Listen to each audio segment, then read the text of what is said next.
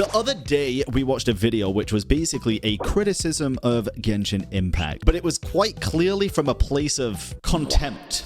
They don't even have subtitles in their stream. Yes, they fucking do. What are we yapping about, brother man? You were confusing the shit out of me. There was a lot of points that just felt forced, and a lot of people kind of had the same reaction as I did. But in the comments of that video, somebody recommended that I watch this video. Was Genshin always this weird and bad? They actually said it's from the perspective of somebody that actively played all the way up until like now, basically, and loves the game. Apparently, I might be getting baited again here. This is another one that people really want me to react to give my perspective, which again is going to be subjective. So let's begin and see what this is actually all about. Before we begin, please be aware that this video contains very heavy spoilers for Genshin Impact up to version 6.4, also up to 6.4, okay. known as Luna 5, the current game version as of recording.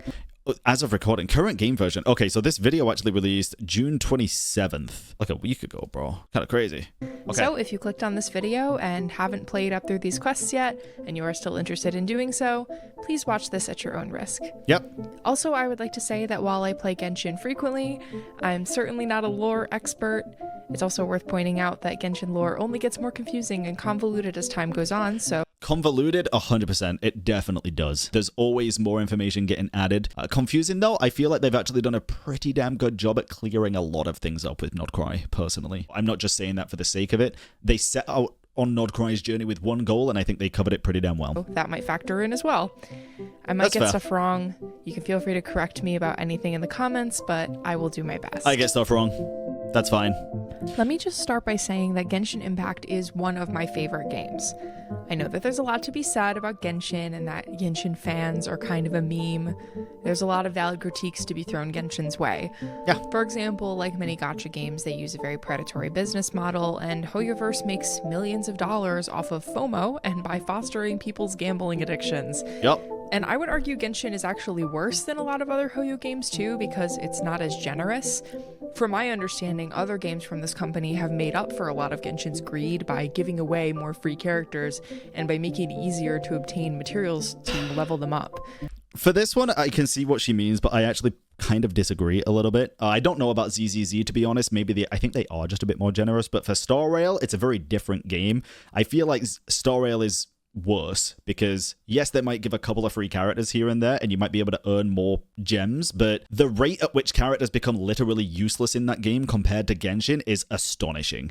So it's kind of, you're forced to pull at a certain point to keep up with a lot of content. As far as I'm aware, maybe not forced to pull, but it becomes significantly easier. Since Genshin introduced the Stygian and stuff, it's becoming more like that, to be fair, but I feel like for Star Rail it's way more prevalent. More free characters and by making it easier to obtain materials to level them up. That I do agree with. I hate daily locking talent mats and everything else that they daily lock in the game, Roy. They just need to get rid of it, please. Meanwhile, Genshin refuses to adapt even after over 5 years of updates.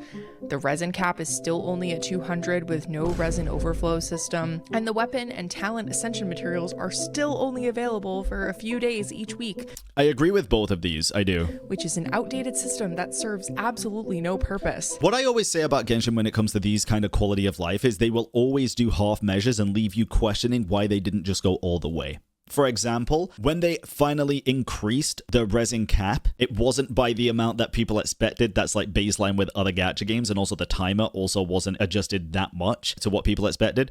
And then also with the daily thing, they also made it so that for like the first week of a banner, all of the stuff is available. But then for the rest of the 3 weeks or whatever it is, 2 weeks, tough luck. You gotta log in when we say, which is such a half measure. I really don't understand it. And I agree with those points. But despite all of those flaws, it's still amazing. Genshin kind of stole my heart in the beginning. I had never played a game like this before, meaning a gacha game. I didn't know how the pity system worked. I did a 10 pull whenever I had fates, and I didn't save them at all because I wasn't keeping up with any upcoming banners or anything. And I would spend my Primogems equally on both intertwined and acquaint fates because that seemed like the financially responsible thing to do. Ooh. I shudder to think about it even now. But when I first started back in October of 2020 during Klee's first ever banner, none of that mattered, because Genshin was pretty magical early on. Not only was it special because back then, You really didn't have to worry about power creep. You could pretty much build any character you wanted if you liked them. Yeah, I mean, it was a new game, so... But there was this feeling of newness that came with starting out in 1.0. This open world was laid out before you with 2 beautifully designed nations. The crazy thing is, though, dude, I started playing a year late, and it still felt like this to me. I genuinely think for people just getting into gacha, if they played Genshin, they would still have that magical first experience. I think they would, if they don't engage in like the tribalism bullshit and just play for fun. Genuinely. The music was, and still is, so gorgeous and immersive. Playing with headphones and just listening to the soundtrack while running around with your favorite characters was so lovely. There were little puzzles to solve and stories to tell, all backdropped by a beautiful landscape. The story told by the Archon quests was relatively simple, but the characters were interesting and so lovable that they gave the quests life in their own way. And then there were events like the first Lantern Rite and the first Wind Bloom. Don't get me wrong, I never did the first Lantern Rite. I saw some stuff about it, though, and it looked really good, to be fair, but the second one was really nice as well. I think there have been some really good Lantern Rites in recent years. The one featuring Gaming comes to mind, but I really don't think that the sheer innocent joy that came with these events early on will ever be matched in the future. And plus, I think that Genshin has kind of forgotten about Wind Bloom. I mean, yeah, that's fair.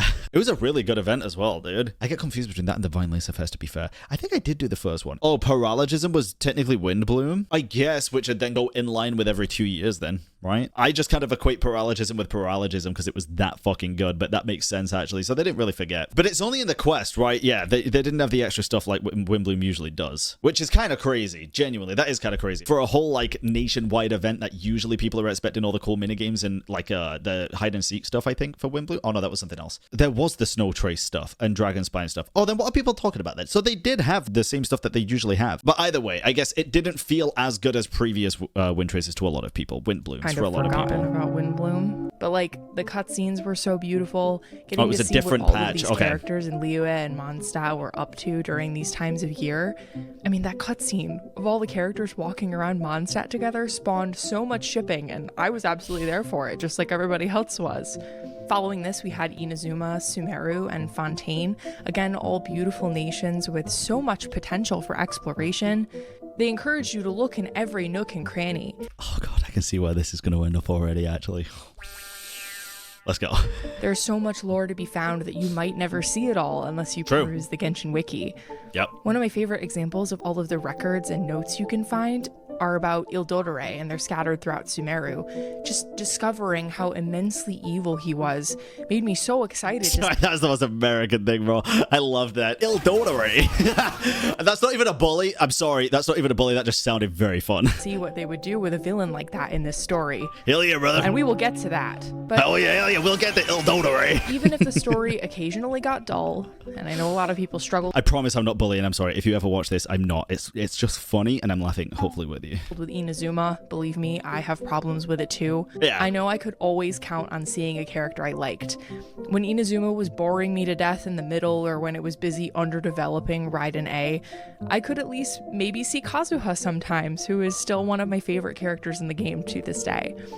A gacha game relies on its characters like almost no other type of game does. I agree. If you want people to pull for them, they have to appeal. And most of them did. They had beautiful designs and interesting personalities that sealed the deal. That man. So yes, Genshin is one of my favorite games. But I'm also its biggest hater.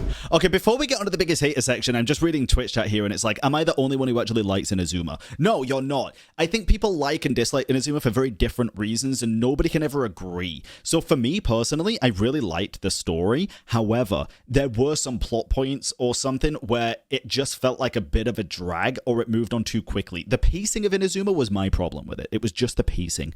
It was just weird. And also, fuck Kujo-Sora. I don't know why, I just don't like that character. I genuinely cannot tell you why. I just don't like her. The other thing, though, genuinely, it felt like Inazuma did not want you there, bro. You tried to go somewhere, it'd tell you no. I still haven't removed the thunder off Yashiori Island. There's so many places in Inazuma that just feel like it's trying to keep you out. That sucks, and it's great at the same time because it's perfect world building, and it makes you feel like the character felt or would have felt traveling that nation, right? The puzzles I loved, and that's something people will never agree with me on, the vast majority. Most people hate Inazuma puzzles. I think it's the best nation in the game entirely for puzzles, personally, because I love the difficulty of it, I love the complexity, I love the originality, and I love the fact that it pushes your brain to the limit. But I also agree with a lot of other people with, like, certain areas just sucked. That one place, bro, what was it, Tataragami Island or whatever, where you had to turn the generator off and it'd zap you and you'd get electrified all the time and stuff. That shit sucked. But it was over if you did a 4-day quest or something, right? It was fine. And then the island was sick, bro, with the fog and stuff, and you had to go that direction and then that direction, and you had to go up the top of this mountain. Dude, the world quest, so many things about Inazuma were phenomenal. But I get people's complaints with it as well. I understand people's complaints. Also, sorry, for the people watching this on YouTube, I have to do my physio exercises as well as watch this. I have a trapped nerve. Shit sucks. Let me look weird for 10 minutes. And I know what you're gonna say. You're just nostalgic. That's the only reason you think it was better back then. No. But I have proof. I mean, why else would I make a whole video essay on an unestablished YouTube channel if I didn't have proof? So, was Genshin always this weird and bad? No, it wasn't. And let me tell you why. I like that. All right, here we go. Because a lot of people don't come with receipts, dude. So, I respect this. When we talk about bad Genshin, we have to talk about the elephant in the room, Natlan.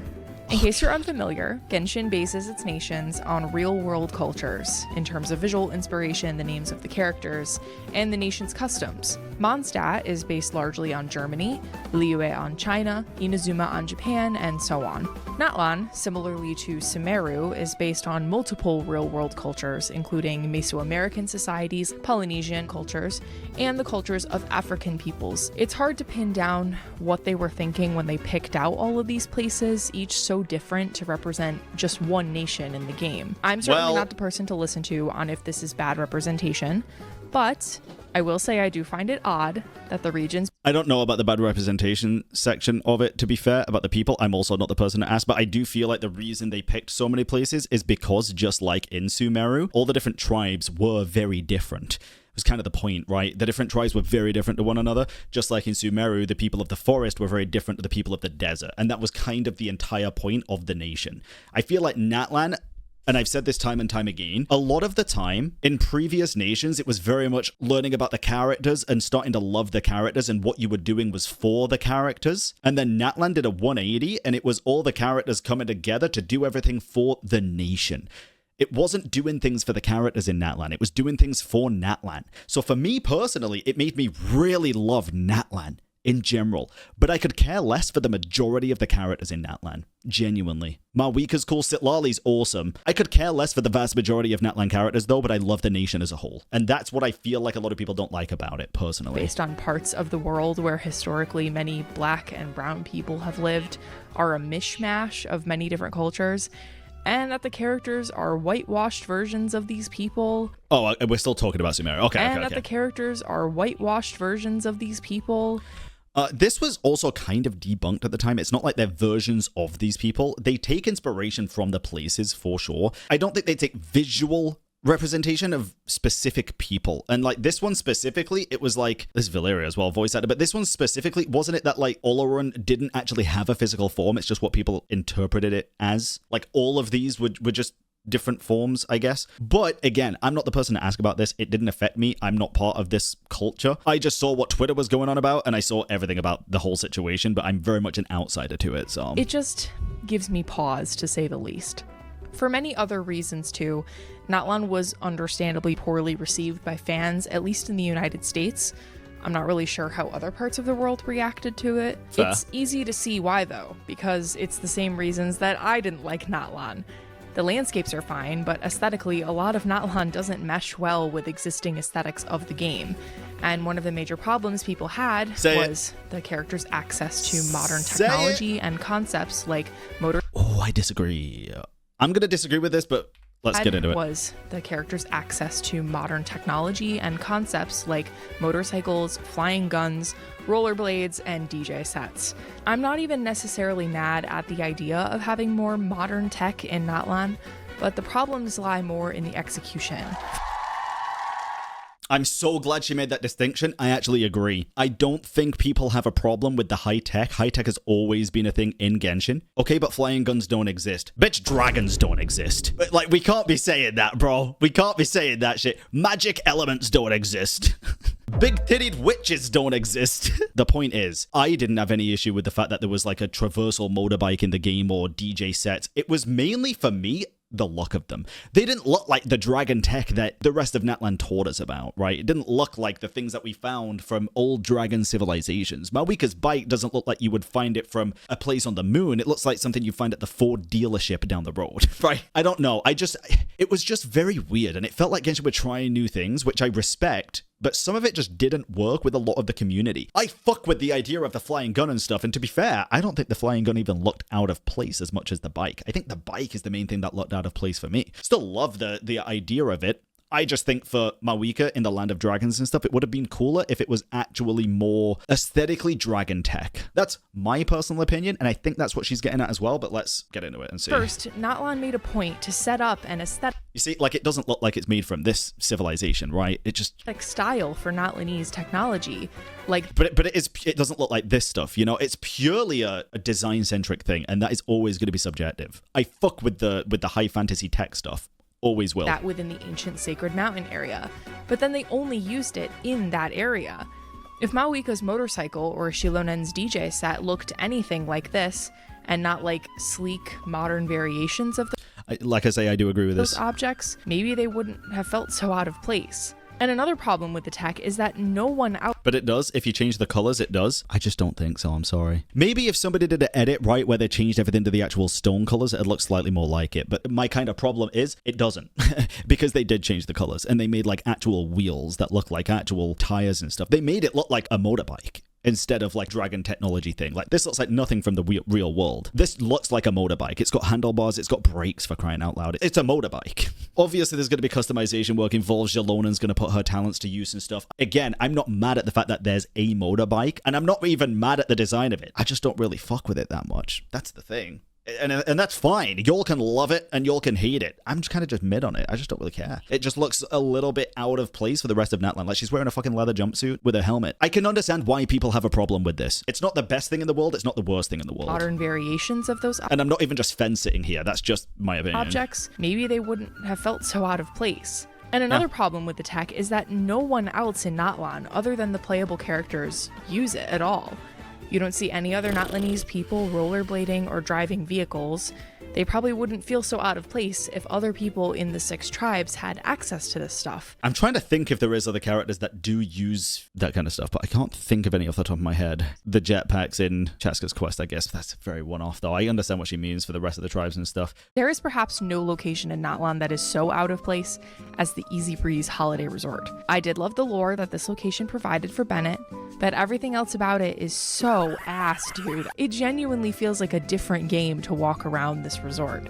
I'm surprised by this. I feel like it fits Natlan impeccably. I wasn't the biggest fan of it. I liked the Mejavari section, like she said, but I feel like this fits Natlan entirely. And the band thing, I'm more pissed that the band thing was in Malwika's freaking demo thing or trailer than in the summer event, to be fair. I feel like they could have done something cooler for that and then have the band thing in Malwika's thing as something totally separate, but there's that's a huge slide in the shape of a Kaholosaurus, a dark ride. Because the song was fire. I just don't think it should have replaced the trailer. A la Disneyland. A field that looks like a fucking Wii Sports golf course. And like a music festival area with a dance-off stage.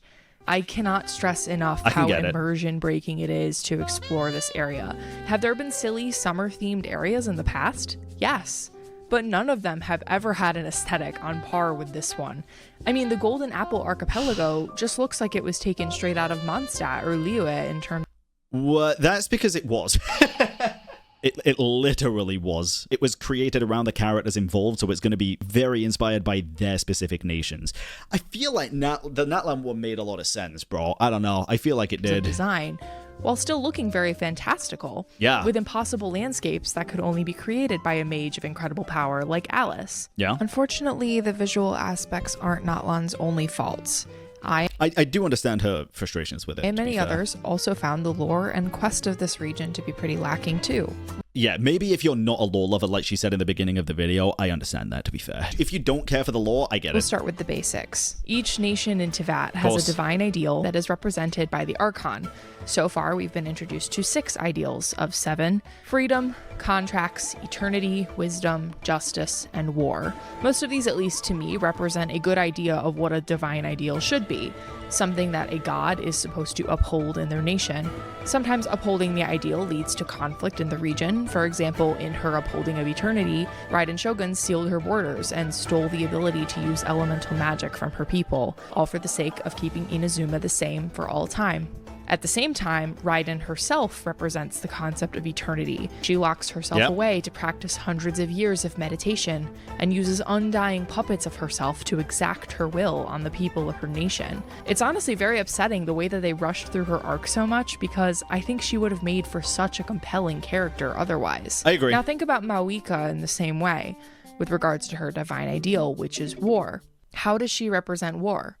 Well, she's fighting a war against the Abyss, like everybody else in Teyvat. Yeah, maybe they have it worse than other nations, but still, what? It was more because literally the Abyss was on their doorstep. It was like, it was the war. If they didn't win this one, I don't think anything was gonna save Natlan at that point. Happens when the war ends, which it does at the end of the Archon quest. Yeah. It's not like Maoika is some battle-crazed maniac. At most, she's just kind of thoughtless and reckless in her actions. Do you see how I agree with the second half. I don't think she's thoughtless. I think she is reckless. I don't think she's thoughtless. a war doesn't really work as a divine ideal? In fact, I think the entire point of her and Capitano's relationship was to completely challenge the idea that she was thoughtless. And least of all with Maoika as its representative. Also, it's a nation of war made up of 6 different factions, and yet there's absolutely no conflict between them. It really just doesn't make any sense.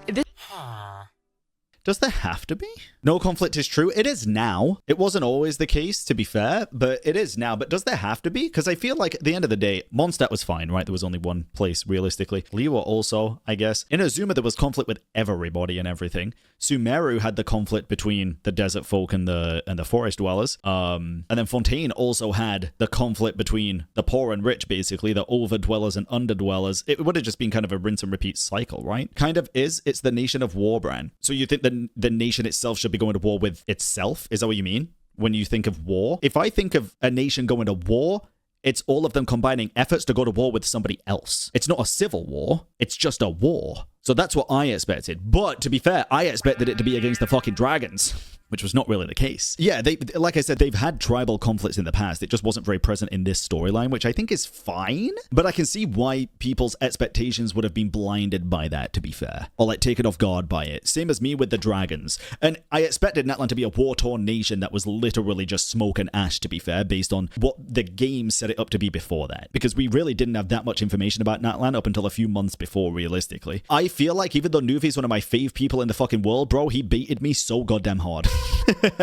But it is what it is. He wasn't technically wrong with what he was saying. It just wasn't what a vast majority of people would imagine when you say it's the land of dragons. You wouldn't think dragons from thousands of years ago that, you know, were ancient technological fucking divinators, basically. Like, it's just very different to what most people would expect. This is why I personally always thought it would be cool if the Pyro Archon was a villain to her people. Maybe she makes them fight each other. We already had that with Raiden. That would have been so boring. I deadass think that would have been so boring. Leader style for her own entertainment. And then maybe we would have a better rebellion storyline than Inazuma with an Archon that's completely irredeemable. Because we certainly know that the Cryo Archon is... We are never going to get an irredeemable Archon, bro. They barely do irredeemable villains in this game. We are not going to get an irredeemable Archon. Gonna get redeemed in some... Like, we gotta be at least semi-realistic with what to expect as well. Completely irredeemable. Because we certainly know that the Cryo Archon is gonna get redeemed in some way if she's ever going to become playable. We will... But that's my point, right? Like, they're not gonna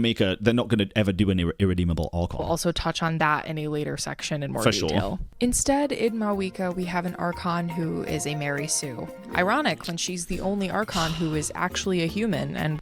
This is the one argument that I really don't like about Mawika, because I truly do not think she is a Merisu.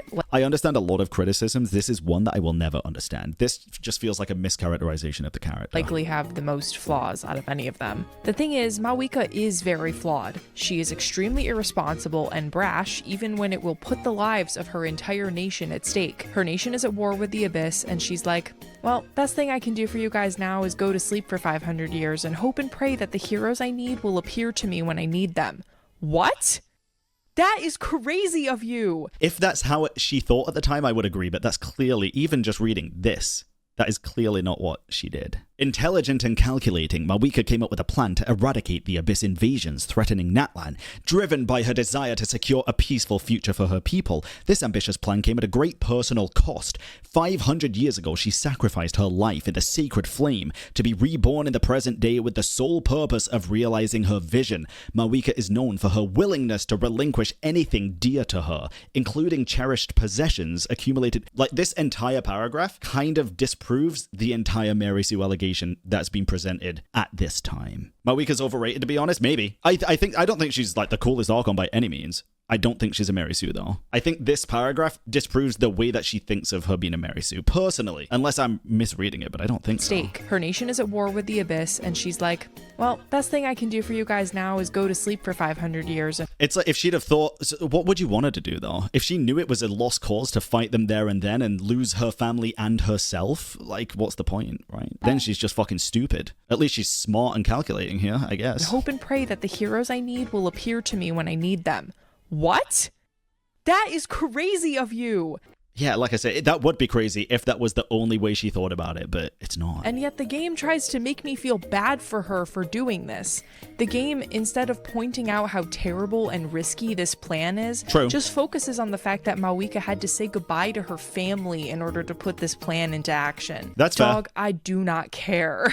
That's fair, honestly. I do feel like the game definitely tried to make us feel worse for Mawika. For me, I felt bad for the family of her, not her necessarily at the time. More so for the little sister and stuff, right? The writing doesn't focus at all on what's important here.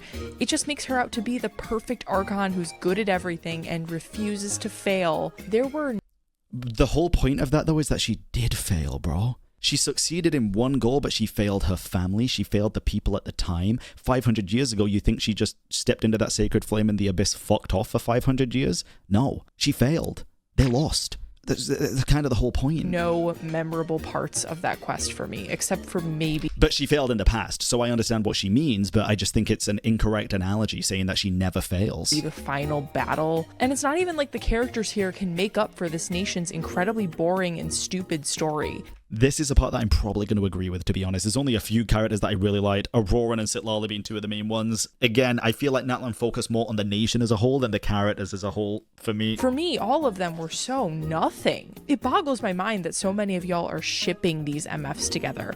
Who gives a fuck about shipping, bro? People will ship fucking people that I've never met in the game. Who cares? They barely have interesting relationships with each other. People ship Dane and fucking, again, people that I've never met. That doesn't matter. At all. I feel like all of their personalities could be explained in one word. Mualani is bubbly. Kinich is standoffish. Kachina is insecure. Veresa, she eats a lot. Oh, and Mawika. What can be said that I haven't already touched on? You can do this for every single character in the game, though.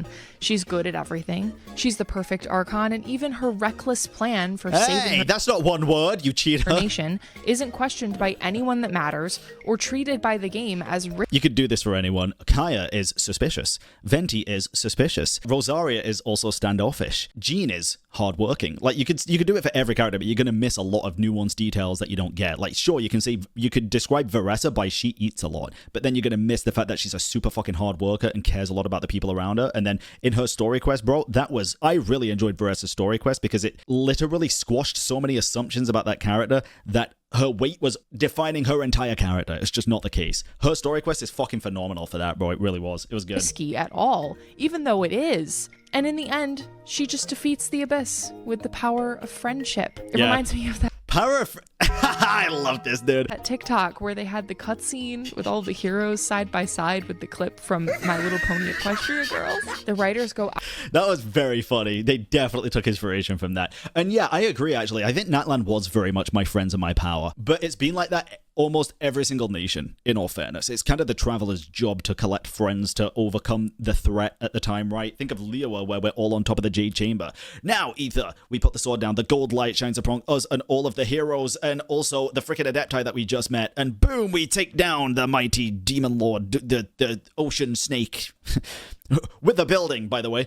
And then Inazuma, we're struggling to fight against Raiden. Oh my god, oh, what are we ever gonna do? Oh, all the memories of our friends that we've made along the way, and then boom, Tepe as well. Oh my goodness. Suddenly we're revitalized. Let's take everything on as we go. And then Sumeru, we're fighting the frickin' Scara mech. Nahida comes up. Boom, I'm here, bitch. Traveler, I've done this thing for you. You're now gonna get all of the memories of all your friends who you've helped along the way. All of the citizens of Sumeru are coming to your aid. Boom, Traveler wins. It's the same every single nation. It just felt more pronounced this time because it was very corny. They did it in a much cornier way with Natlan. That's what people's problem is. Out of their way to make Mawika seem like the coolest person ever. Right. When in reality, she has like no personality. Like, can we talk about how her trailer was just this cringe-ass music video where all... They did a dirty with this trailer. This should have been something different because it's still cool. It should not have been her trailer. All of the nation heroes are playing instruments in a band. Oh my god. It's like literally unbearable to watch. And it's not like any of the other characters do anything to move the plot forward. Other than save the nation, I guess. Other than win the war, if you mean that. Kinda? Yeah, right? Mawika punched the hole in the sky. That's what moved the rest of the plot forward. But winning the war was the big thing for this nation, I feel like. This region doesn't even know how to treat its lore-relevant characters as such. Auroran and Yansan are the Natlan heroes from the Masters. What gives you the right to say that these characters are lore relevant, though, if you just said they did nothing to move the plot forward? That's what I don't get, right? Surely out of the nation, then only Mawika is the only lore relevant character. The Nightwind and the Collective of Plenty, respectively, but I guess they're not important enough to be the focuses of the Tribal Chronicles. Instead, those honors are given to Seatlali and Varesa. Well, Auroran's a 4-star. Is Yansan a 4-star? I forget, bro. Yeah, so they're both 4 stars, and these are obviously 5 stars are going to get more special treatment. The latter of which we hadn't even met during the Natlan Archon quest. She was literally invented just to take Yansan's place. I wonder why that is. Okay, I don't think that's the case. I'm starting to think this person might just really dislike Natlan, everything about Natlan. Invented just to take Yansan's place. I wonder why that is. Racism is the reason she's thinking, clearly. But most of the important... I really don't think that was the case. Actions are driven by Mawika and the Traveler, so none of these characters feel important at all. They're just accessories to, again, the power of friendship storyline. But like I said, that obviously doesn't work unless these characters feel like they have meaningful relationships with each other, which they don't. Needless... Meaningful is entirely subjective. I feel like some of the characters had better relationships with each other than others. Auroran and Seatlali being 2, and then Kachina and Wolani being another. But none of them did anything for me either, to be fair, compared to other characters. Like, Krumaru was fucking beautiful, bro, and the Fontaine cast worked really well together. Yeah, Natlan just didn't do it for me either. I gotta be honest, just didn't. To say. But that doesn't mean they didn't have meaningful relationships. I just didn't really care too much about it. I did not pull for any of the Natlan characters, even though their combat mechanics are in the meta, right behind lunar reactions. The only one I really wanted, and only just recently got on Inafa's rerun, was the 4-star character. Let's go! One of the best Natlan characters, dead ass. I'm so serious. The best Natlan character? Kakuku. Ifa, and that's mostly because he's a gorgeous cowboy. On the topic of Natlan characters being in the meta, Natlan is also when the shill started getting really bad. Soon enough, the Abyss and other endgame modes were tailor-made for Night Soul mechanics.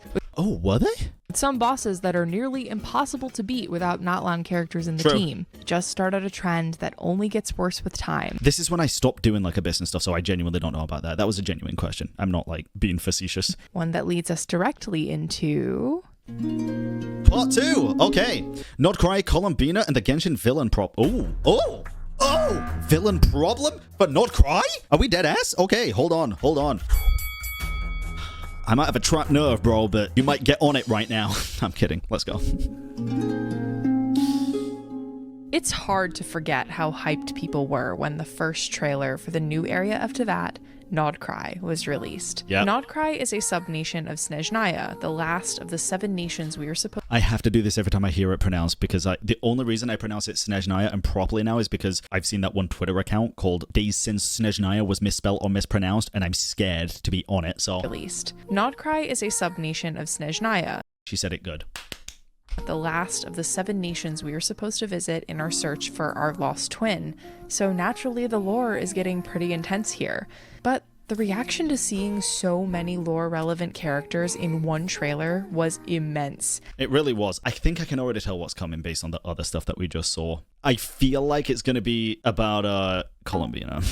Not being what the community wanted her to be or expected her to be, but we'll see about that, because I could be entirely wrong, and I don't want to place judgment before I've given it a fair watch. So we got first glimpses of 2 members of the Hexen Circle, Alice and Nicole, the Grand Master of the Knights of Favonius, Varka, who we'd only heard about in passing until this point, don't forget 2 Daughter Ray harbingers soon. That hadn't appeared on screen. Actually, yeah, I guess that wasn't even in the trailer, Daughter Ray, right? Before, Sandrone and Columbina. Every look we got was very fleeting, and it was hard to glean any info from this trailer alone, but people were still so excited. Imagine what Nordkrai has in store if there's so many important characters here, ones that we've only heard whispers about prior. Yeah. Well, Nordkrai is better than Natlan by a long shot, but would you hate me if I said that this also disappointed me?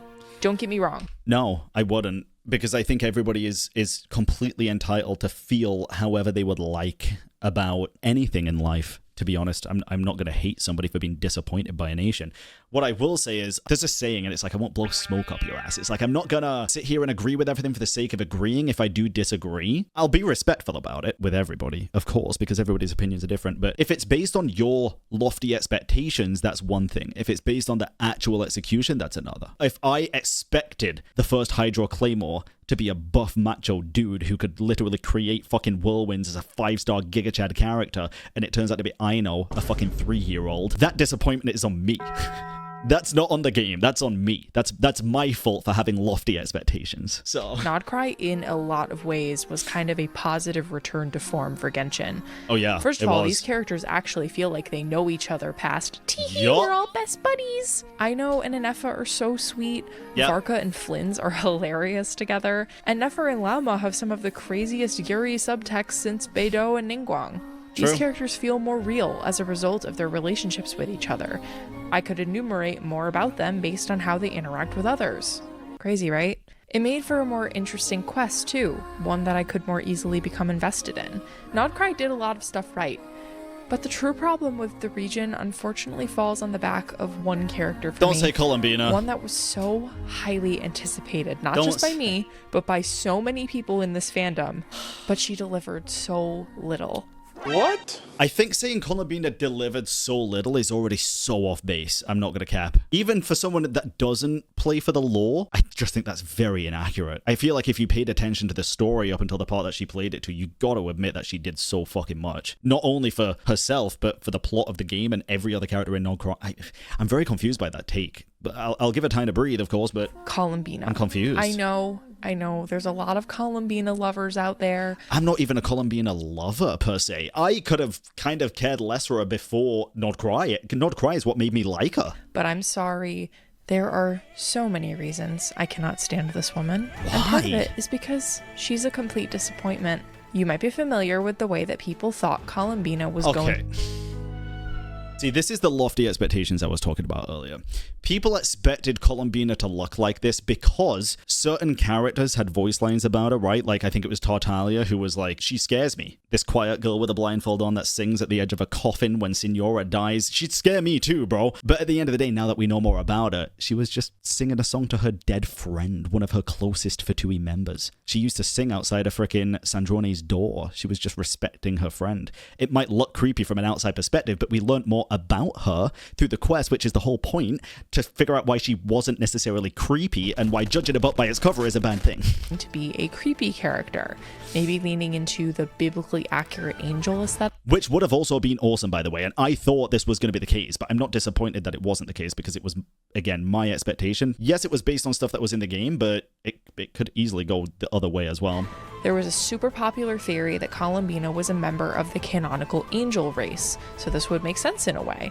This creepy theory aesthetic for Columbina was also explored in a beautiful animation for HYTE called Stairway to Heaven by Kieru. Yes, which was fucking amazing, by the way, one of the best HYTE things, but it was also fan-made. Again, probably taken with inspiration from in-game things. I think it's very fair for a lot of people to think she was going to be the biblically accurate angel kind of thing, by the way, chat. I do think that's very fair. I think it's a reasonable assumption based off the very bare minimum information that we had, which I think was 2 character voice lines in the Winter Nights Lizzo trailer.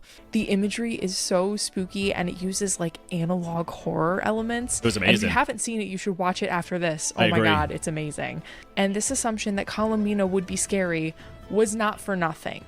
People are always like, you just had an image in your head of what you wanted Columbina to be, and now you're disappointed that it didn't happen. Yes, I think that's exactly the case, because at the end of the day, the only official information that we had was, I think, the Winter Nights Lizzo trailer, which was a tiny snippet of her character where she's rested up against the coffin of Signora singing a lullaby while all the rest of the Fatui are there. Again, without the previous knowledge of her relationship with the rest of the Harbingers, and Signora specifically, it looks creepy as shit, because we don't have the context. Of course we don't have the context.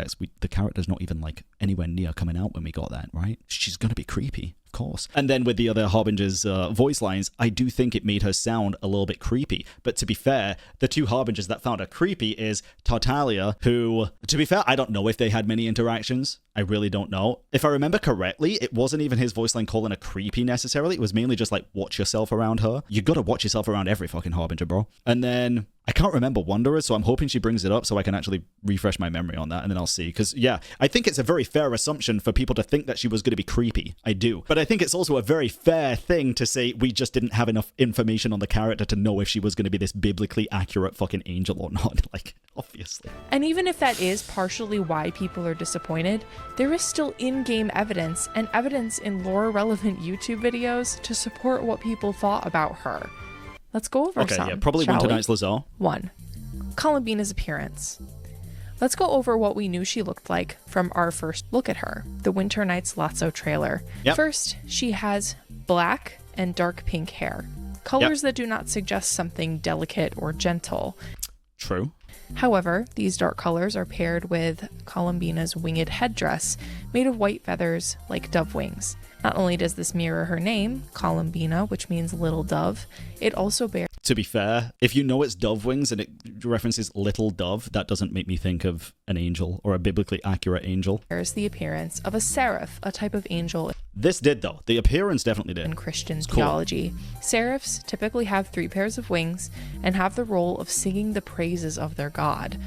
Considering Columbina was a Fatui Harbinger, maybe the praises that she was singing were for the Tsaritsa. Again, that would just be a theory at the time, I guess. Gods and Archons are still, I think, very different beings, right? Well, she is the god. Well, yeah, Columbina is. Gods and Archons are still pretty far out from each other, I guess. Columbina is also clearly wearing a yeah, this is all just theory at this point, for sure. Black and pink outfit under her Fatui coat, something that... What the fuck? I've never noticed that. Holy shit, that's cool. I never noticed that. Can actually get a glimpse of her previous outfit. Looks like it's black, pink with a bunch of white ribbons. What the fuck am I looking at here, bro? Oh, in between the coat? Interesting. Hey, chat, is that white and gold? That's kind of fire. Maybe she'll get that as a skin someday. That is pretty cool, Columbina is also clearly wearing a black and pink outfit under her Fatui coat, something that they very evidently dropped in her final design. Finally, Columbina has her eyes covered, suggesting maybe an unfeeling or uncaring personality, or maybe some mysterious power that lies behind her eyes. I mean, yes, spoilers. Kind of right with the moon. I don't think having your eyes covered necessarily means like an uncaring or unfeeling personality, I wouldn't say. Yeah, it's still headcanon. It's still just what you perceive the character to be as, but I understand certain parts. I understand the seraph wings, not really the eye cover. The creepy singing is what would have done it for me, bro. 2. Columbina's actions. In the trailer, she is singing a soft lullaby, smiling gently while laying along the coffin of her recently deceased fellow Harbinger. This, at the time, before we had the context of Columbina, was creepy as shit. It was. I don't care what anyone says. That's creepy. It shows that she kind of has this detached attitude regarding death, especially of her own colleague. Yep, it did. 3. Yes, at the time, yes, but we've had way more information about this now and about her relationship with, and this was only released 2 weeks ago, this video. We've had all the information about Rosalind and stuff and her relationship, so it actually makes a lot of sense why she was doing that now. It didn't back then because, again, we didn't have all the information about the character. Then why was she smiling? Exactly, yeah, because she was just reminiscing probably and just singing a nice little lullaby to her. Maybe the Fatui didn't even tell her she was dead. They were just like, go sing a nice little song to Rosalind, please. Kidding. But yeah, no, we just needed more information about the character. What other characters say? If we had all the information about every character, that'd be so fucking boring, bro. Then when they come out, it's like, this is exactly what I expected. And I like a little bit of a twist here and there. About her. Child's voice line about his fellow Harbinger points the most to a scary character in Columbina. Let's listen. The Fatui Harbingers are ranked by strength, and I have no idea why that girl is number 3. I'd test my skills with every Harbinger who ranks above me if I had the chance. But when it comes to her, something just doesn't feel right. Anyway, you should be careful around her. I think that's understandable, again, to come away from this with a sense of, oh, she's a bit scary. But I don't think scary in a biblically accurate angel sense. I just think like an unknown power sense. I don't see that as necessarily creepy now. I would have back then. So again, I can understand the situation. But if Child didn't know that she had the power of the frickin' moons, then yeah, it wouldn't feel right. Something would feel off. Even Child sounded scared to challenge her to a battle, and he loves fighting with strong opponents. Scaramouche also suggests staying away from her and implies that she is not as innocent as she seems. Yeah, what did he say? Let me ask. What should you do if you were to encounter a damsel who is oblivious and innocent at any given time, and unconcerned and unfeeling in any given situation? If it were me, I could at least challenge her to a fight. But if it were you, with your conscience, I would stay away from her. I don't perceive that as anything scary. She's literally number 2. Say that again. My goat is the second Dodore. Jesus. I don't see this as acting like she's scary. For me, it's like oblivious and innocent at any given time. She's still like this, bro. I'm not going to cap. I'm not going to cap. All the way to the end, she was like this. Oblivious and innocent. That is just Columbina's personality. Unconcerned and unfeeling in any given situation. Up until Sandrone's quest, bro. Kind of the same. Even kind of when she got her name, I would say. Even when she went back to meet the moon, she never seems really shocked. I think that's just her. But then the whole, like, if it were me, I could at least challenge her to a fight, but if it were you with your conscience, I would stay away from her. I feel like that's just Scara saying, yeah, you'd probably beat her ass, but she's like a damsel, so you'd feel bad for it. I feel like I'm misreading this, but I can't read it in a different way. I don't know. It's weird. The way that I've seen people defend this is by saying that Child and Scaramouche are bad at reading people, and they didn't know her that well, so of course their assumption would be wrong. To an extent, I can see that. To an extent, because it's similar to how people are now saying that they retconned her relationship with the other Harbingers as well, which I think it's like a natural retcon. I don't think it's Hoyo being like, oh, let's change this. It's just natural. Like, more information comes out to change the way you perceive them. That's normal. Even that's assumption, yeah, based on, like, they don't know her that well, but I feel like this is very common with the Harbingers. The Harbingers don't all, know each other super well. It's kind of the point of the organization. And Columbina was more of a last-minute recruit kind of thing, I feel like. Not last minute, but one of the later recruits, and she was kind of here and then gone, right? So I don't know. Again, that is just, I'm just doing the same as what she's doing at this point. It's just theorizing because we don't know. They just knew that she was powerful. Dude, yeah. You are not getting at the reason she's the third. Why these voice lines are put in the game. Yes, they are useful for showing the relationships between characters and... Okay, power doesn't mean evil, though. I need to put that out there. Strength does not mean that Columbine is this biblically accurate freaking demon. We have Capitano, who is quite possibly one of the nicest, for lack of a better word, one of the most human, kind-hearted Harbingers there is, and he's rank 1. What characters think about each other, but they should also be used to provide hints and information about characters that we haven't met yet. They did, though. They did. It was just wrongly interpreted. I'm not even going to say misinterpreted. It was just interpreted in a way that they wanted you to interpret it. Put in a voice line about Columbina not being what she seems, then people are going to listen to that and assume that she's not what she seems. Ain't nobody think that bitch was a fucking moon goddess, bro. Ain't nobody fucking think that. She was not what anybody thought, or a lot of people at the very least. Like that, you're fully correct. Again, it's just misunderstanding, I think. You're right. She was not what anybody thought, and that is what the voice line said. It's just not what you thought specifically. Being what she seems. Or what I thought specifically. Then people are going to listen to that and assume that she's not what she seems. And again, even we thought that she was a freaking biblically accurate evil Fatui Harbinger. She turned out to be one of the sweetest, kindest moon goddesses, bro. Like, that's the point. There's nothing wrong with that. I think people just aren't willing to admit that Genshin has bad and inconsistent writing sometimes. I have to disagree. I do. And this is coming from someone who does care about the lore. This person said at the beginning of the video they don't follow the lore, and it kind of shows, I feel like, to an extent. But then to say these things with such conviction is like, this is what I can't get behind. Like, I'm not going to start talking about the shipping discourse because I'm not part of that side of the community, right? I don't ship characters. My favorite ship is the Alcor, although that might change now with the recent event. I'm not going to heavily shit on something or talk about something that I'm not that knowledgeable about, genuinely. I tried that, and it backfired on me because I shouldn't try to talk heavy on something that I just don't partake in. This I do vehemently disagree with. I do. Fourth, her rank. Columbina was long known to be the third Harbinger.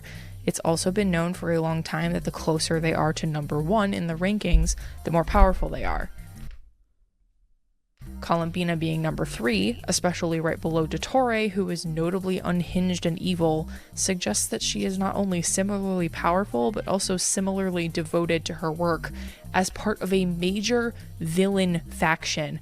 Capitano is rank 1. His plotline begun with him going to Natlan to ferry the souls of his lost dead and keep them alive through sacrificing his own, basically, life force. One of the most noble people in the entire game. If you think Capitano is more evil than Dottore with the information that we have in the game right now, I do not know what to tell you. And this is coming from someone who clearly played a lot of Natlan because they hated it. But you had to have played a lot of it to have hated it. So you have to have played through Capitano's storyline here to understand it, right? I cannot stress this enough. Clearly there is a wealth of evidence to support the theories that people had about Columbina. I'm tired of people pretending that it wasn't there, and There is evidence to support the theories that people had, yes. You are correct. The theories that people had. Tired of people pretending that it wouldn't have worked tonally. There is of course it would. It would. Literally a villain who does human experimentation. There was literally a genocide in Conria. But no. Instead, we learn that Columbina is actually a moon goddess? Okay, so she does know. I'm very confused then. Yeah, this is literally the case of you headcanoned her being something else based on the currently available information, and then we got way more information because the character was finally coming and her time to shine was here, and you just didn't like it, which is fine, but to say that it's like disingenuous and bad writing is incredibly incorrect. Okay, sure. But also she's actually just a damsel in distress, like her name suggests. She's timid and soft-spoken and gentle. Like her name suggests. But again, so if she became a biblically accurate evil angel, would then you complain because her name suggests she should just be a damsel? This is exactly what I'm saying, right? You can't take some aspects and say she should be like this, but then ignore the other aspects and then flip it on its head and not hold the same sentiment towards it. Because that is disingenuous. She's shy at first, but eventually opens up to you. And you are the most special person in her life, even though you've known her for maybe 2 weeks. Point is, it feels boring. That might be your point, but that's not her point. I cannot stand how willfully obtuse people will be about Columbina, pretending not to see the fan service that is sitting right in front of them. She hides behind the Traveler when she doesn't know how to talk to people. Oh, bro, of course there's fan service. Wait, do people act like they don't have a little subtle flirting going on? Aw, she likes to eat snacks. Aw, you get to feed her during Moon Prayer Night while the English VA is moaning into the mic every 2 seconds. Aw. It was once, to be fair. I don't think it was even that bad. It was unfortunate timing when it happened, though, to be fair. I'm confused, though. Isn't this the person that likes the shipping stuff as well? I don't understand this point. This is so... Aw, she's so weak. She can't do anything by herself and... Ain't no one say that. Probably would have died if the Traveler hadn't rescued her. Aw. At this point, yeah, true. Aw. People like to pretend that it's somehow misogynistic to point this out. Again, purposefully ignoring that Hoyo is writing her this way intentionally. Guys, I kid you not, she literally turns invisible for a significant portion of the Archon quest. I promise you, that is not feminist. And it's not even like... What? And can't contribute to the plot as a result. She is the plot, brother. Why are we saying this is some feminist thing? What? She is the plot. Portion of the Archon quest. We are helping her so she can save the world at this point. What? I promise you, that is not feminist. And it's not even like the moon goddess thing makes any sense. Okay. I'm gonna just let it play out. I feel like I'm pausing too much. Hold on. They even come up with some last-minute reason why she covers her eyes. There was a time when I refused to look upon the world. I believed it was full of nothing but lies. She works in Hoyo's office. And She knows it was last minute. falsehoods. I wished to hide my feelings, seal my heart, until I could return to my true home. Oh my god. If this is what they originally planned to do with her, which it wasn't, then How do you know? How do you say that with such conviction, bro? she was a goddamn waste of a Harbinger slot. It is so clear to me that she was never their original intention. Oh, she's so angry though. And for the moon goddess, her design suffers so bad as a result of Hoyo's ineptitude. I mean, look at these colors. They don't go together at all. Oh my god, she's so beautiful. No, she's not. Her design is two different designs smashed together. In fact, these colors only look okay together when they purposefully give the outfit more purple tones, which they could have just as easily done in the game model, but they didn't. Even her constellation is a mishmash of her Fatui aesthetic and her goddess aesthetic. You're so close. You're right there. We have both the traditional portrait shape that all the other gods in the game get, and also her symbol of the crying dove, just shoved right in at the bottom. I completely So close. believe the idea that Nodcry, or that this character at least, was rewritten at some point because there is no indication that they had any semblance of a plan for such a highly anticipated character. And the most frustrating part about all of this to me Oh god. Oh, we're halfway through. is that Hoyo actually leans into several of the things that people thought about Columbina, but only enough that it feels like they're teasing and laughing in the face of their fans, as if we read into it too much or something. In her burst, she grows wings like an angel, and these wings bear resemblance to a Seelie court, both echoing the theory that she is an angel. But she's not an angel. In her character trailer, she performs a ballet, which calls to mind for me the very popular fan design in which she was a ballerina. We're not going to say Hoyo looked at a fan design and designed a trailer around it. Come on. Something that the ribbons on her hands and feet might suggest. And it kills me because this trailer is beautiful. It is. The visuals and the choreography are gorgeous. They got to understand how much time goes into these, right? The symbolism of Dottore as the pianist who's controlling the dance by playing the music. Oh my god, I love it. Yeah, it's But great. it would be even better if she was a dancer or a ballerina of some kind, because she isn't.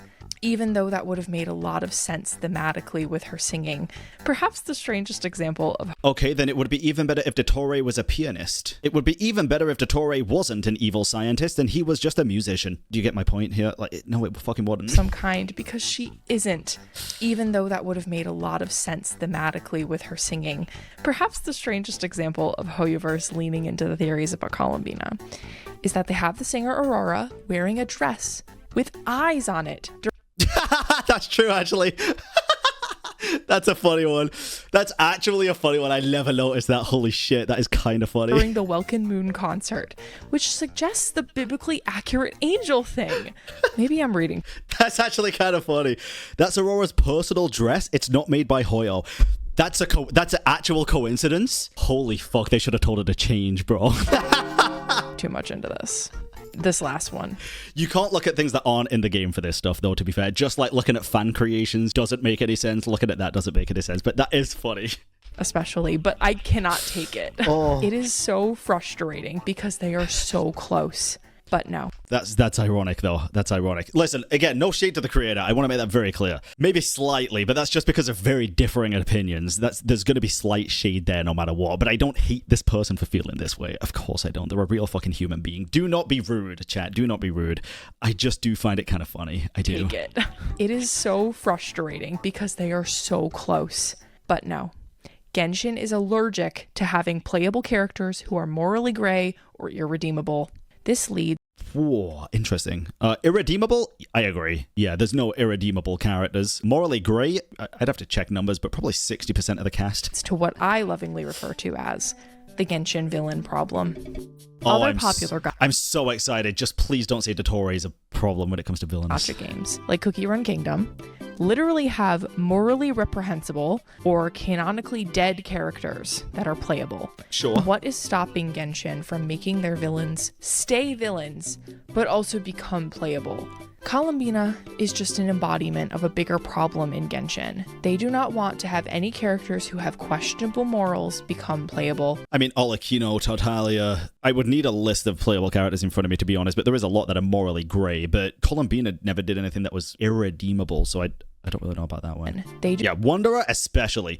A lot of Wanderer's acts are unforgivable, actually. I would argue to say Wanderer is an unforgivable character, actually, now that I think about it. If we class him as the same as Scaramouche, then yeah, he is unforgivable. He did some horrible, fucked up shit. He had his reasons for doing it. Doesn't mean it's not horrible and fucked up and irredeemable, for sure. Freaking Traveler? Depends on how you see him, I guess. Morally grey at best, I don't think irredeemable, but morally grey, yes. Do not want to have any characters who have questionable morals become playable. Nah, questionable morals become playable? So many characters have questionable morals. Most of the time, this ends up going in two ways. The first is that the character is redeemed and then becomes friends with the Traveler before becoming playable. This is true, though.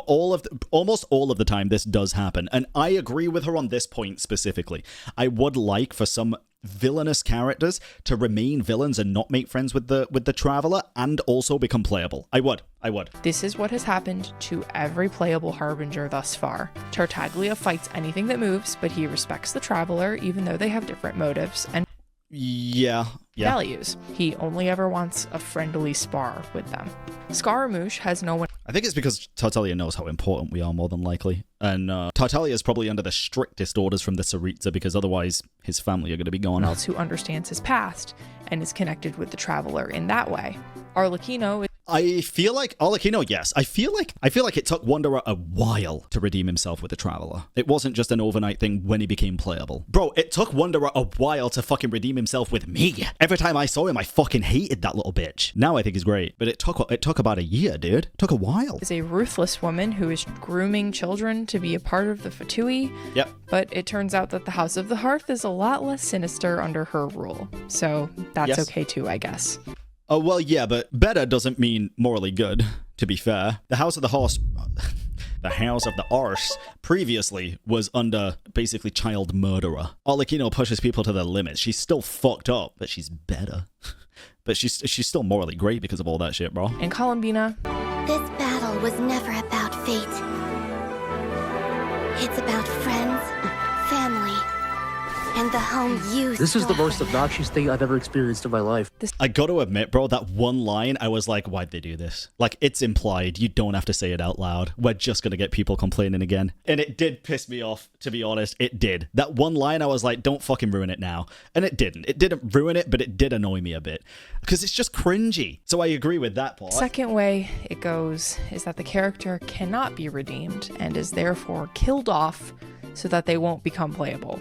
This is what happened to Signora way back in Inazuma. Only Signora. And most recently, it happened to Dottore. Well... This was honestly shocking to me. What do you think? Oh, this was as of 6.5. Damn, this took a while to edit, I guess, which makes sense. There's a lot of editing that went into this video.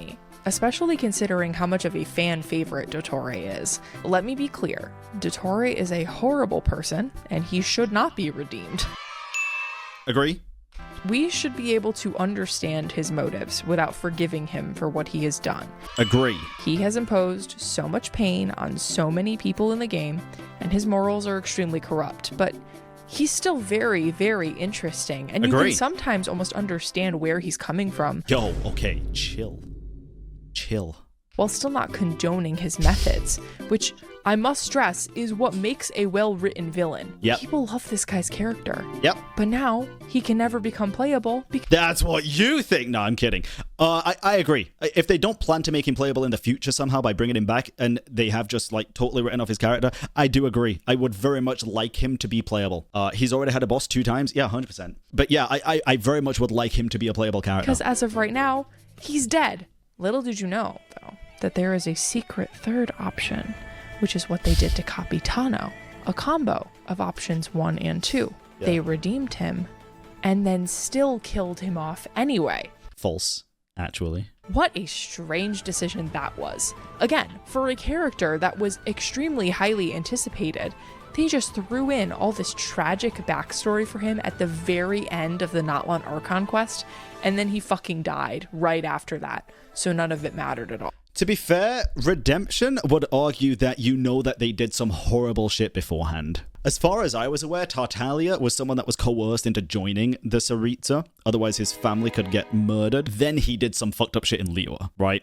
Which he wouldn't even redeem him for, but originally, not necessarily. Capitano, I didn't know of anything necessarily bad that this guy actually did. In comparison to like what the Traveler did, for example, right? Going through all the nations, killing all the Hilichurls and going through and making mistakes. I don't think Capitano was redeemed because I don't think he ever did anything that was inherently that bad, realistically. Maybe, just like everybody else in wars and stuff, he fought the opposing side, but then almost everybody in Teyvat is morally bad according to this analogy, right? On Archon quest, and then he fucking died right after that, so none of it mattered at all. It's like they don't understand. He's also not dead. There is a very strong chance he becomes playable in the future, or at least comes back into the story in the future. Their own visual cues. A perfect example of this to me is Escoffier. Maybe, again, Goose on the loose! This might be just me, but even she gave me creepy vibes in the silhouette teaser from the live stream. Yeah, 100%. I thought she was going to be a devil motherfucker, bro. I really did. And then she turned out to be a cutesy chef. I was disappointed, but again, that was based off of lofty expectations on my part. Where they revealed upcoming characters for 2025. She has this hair that sticks out, the shape of which largely resembles horns and conveys a sort of like wildness of her personality. She has a devil's pitchfork tail that's positioned up where we can clearly see it. Trident. And she's holding a sharp knife up. Like, she looked psycho to me. And I was intrigued. And at least that would have been interesting and different. But no, not only is this the horns, bro. They were saying that this part resembles a horn if this resembles a tail, which I can understand. I can get it. And at least that would have been interesting and different. But no, not only is this design ass, but it's also incredibly misleading. She's just kind of a tsundere who's very particular about her food. I'm going to be honest here. I really don't remember Escoffier's character that much. Was she a tsundere? I feel like she wasn't. No? Okay. I don't understand why they're like this, guys. One of my favorite comments that I've seen about this that just perfectly embodies my feelings on the matter is this from the unofficial Genshin subreddit. They're allergic to morally gray, redeemable, or just bad characters because they don't know how to write anything that isn't a shitty isekai where the main character wins using the power of friendship and his harem. Oh, speaking of harem. A headfirst dive into misogynistic fan service. This is not really my place to talk on if it's misogynistic or not. I'm not a woman, in case y'all didn't know. I will be conservative during this part because it's really not my place to say. Genuinely. So let's go. Chat, I might be your mother, but I'm not a woman. It's an anime gacha game. You have to expect fan service. Okay, I know that. But Genshin used to be different from other games in its genre, and I mean that genuinely. There used to be a much better ratio of female to male 5-star characters than many other gacha games. Let's take a look at this, I guess. So for 1.x, 1, 2, 3, 4, 5, 6, 7. Yeah, that's almost a 50-50. God damn. And then for 2.x, there is 2 men. That's crazy. And then 5. Then there was 5 compared to 3. Damn, Sumeru was fucking front man loaded, bro. That's kind of crazy. And then I guess we had 3 in... I actually disagree with this. I feel like it's gone pretty much the fucking same the entire time, is it not? Holy fucking Natlan, though. True. Natlan was a... What the fuck they do to you, bro? What the fuck they do to you, bro? Yeah, Natlan was kind of fucked. Because so many... This is just 5 stars, actually, now that I look at it, right? There's plenty of 4 stars, and there was quite a few. I'd have to see 4 stars as well, to be fair. But I kind of get this to an extent. There's always going to be more women. I feel like it's still a pretty decent overall structure, though, for me. Gacha games are targeted at... It was very annoying during Natlan, though. It was, because we got 1. It was kind of crazy. At male audiences who aren't perceived as being interested in the male characters. And there were sexy character outfits, especially on the women. Lots of detached sleeves, short skirts, also known as the coochie flap, thigh-high socks or boots. But they were nowhere near as bad as they are now. These women are nearly naked now.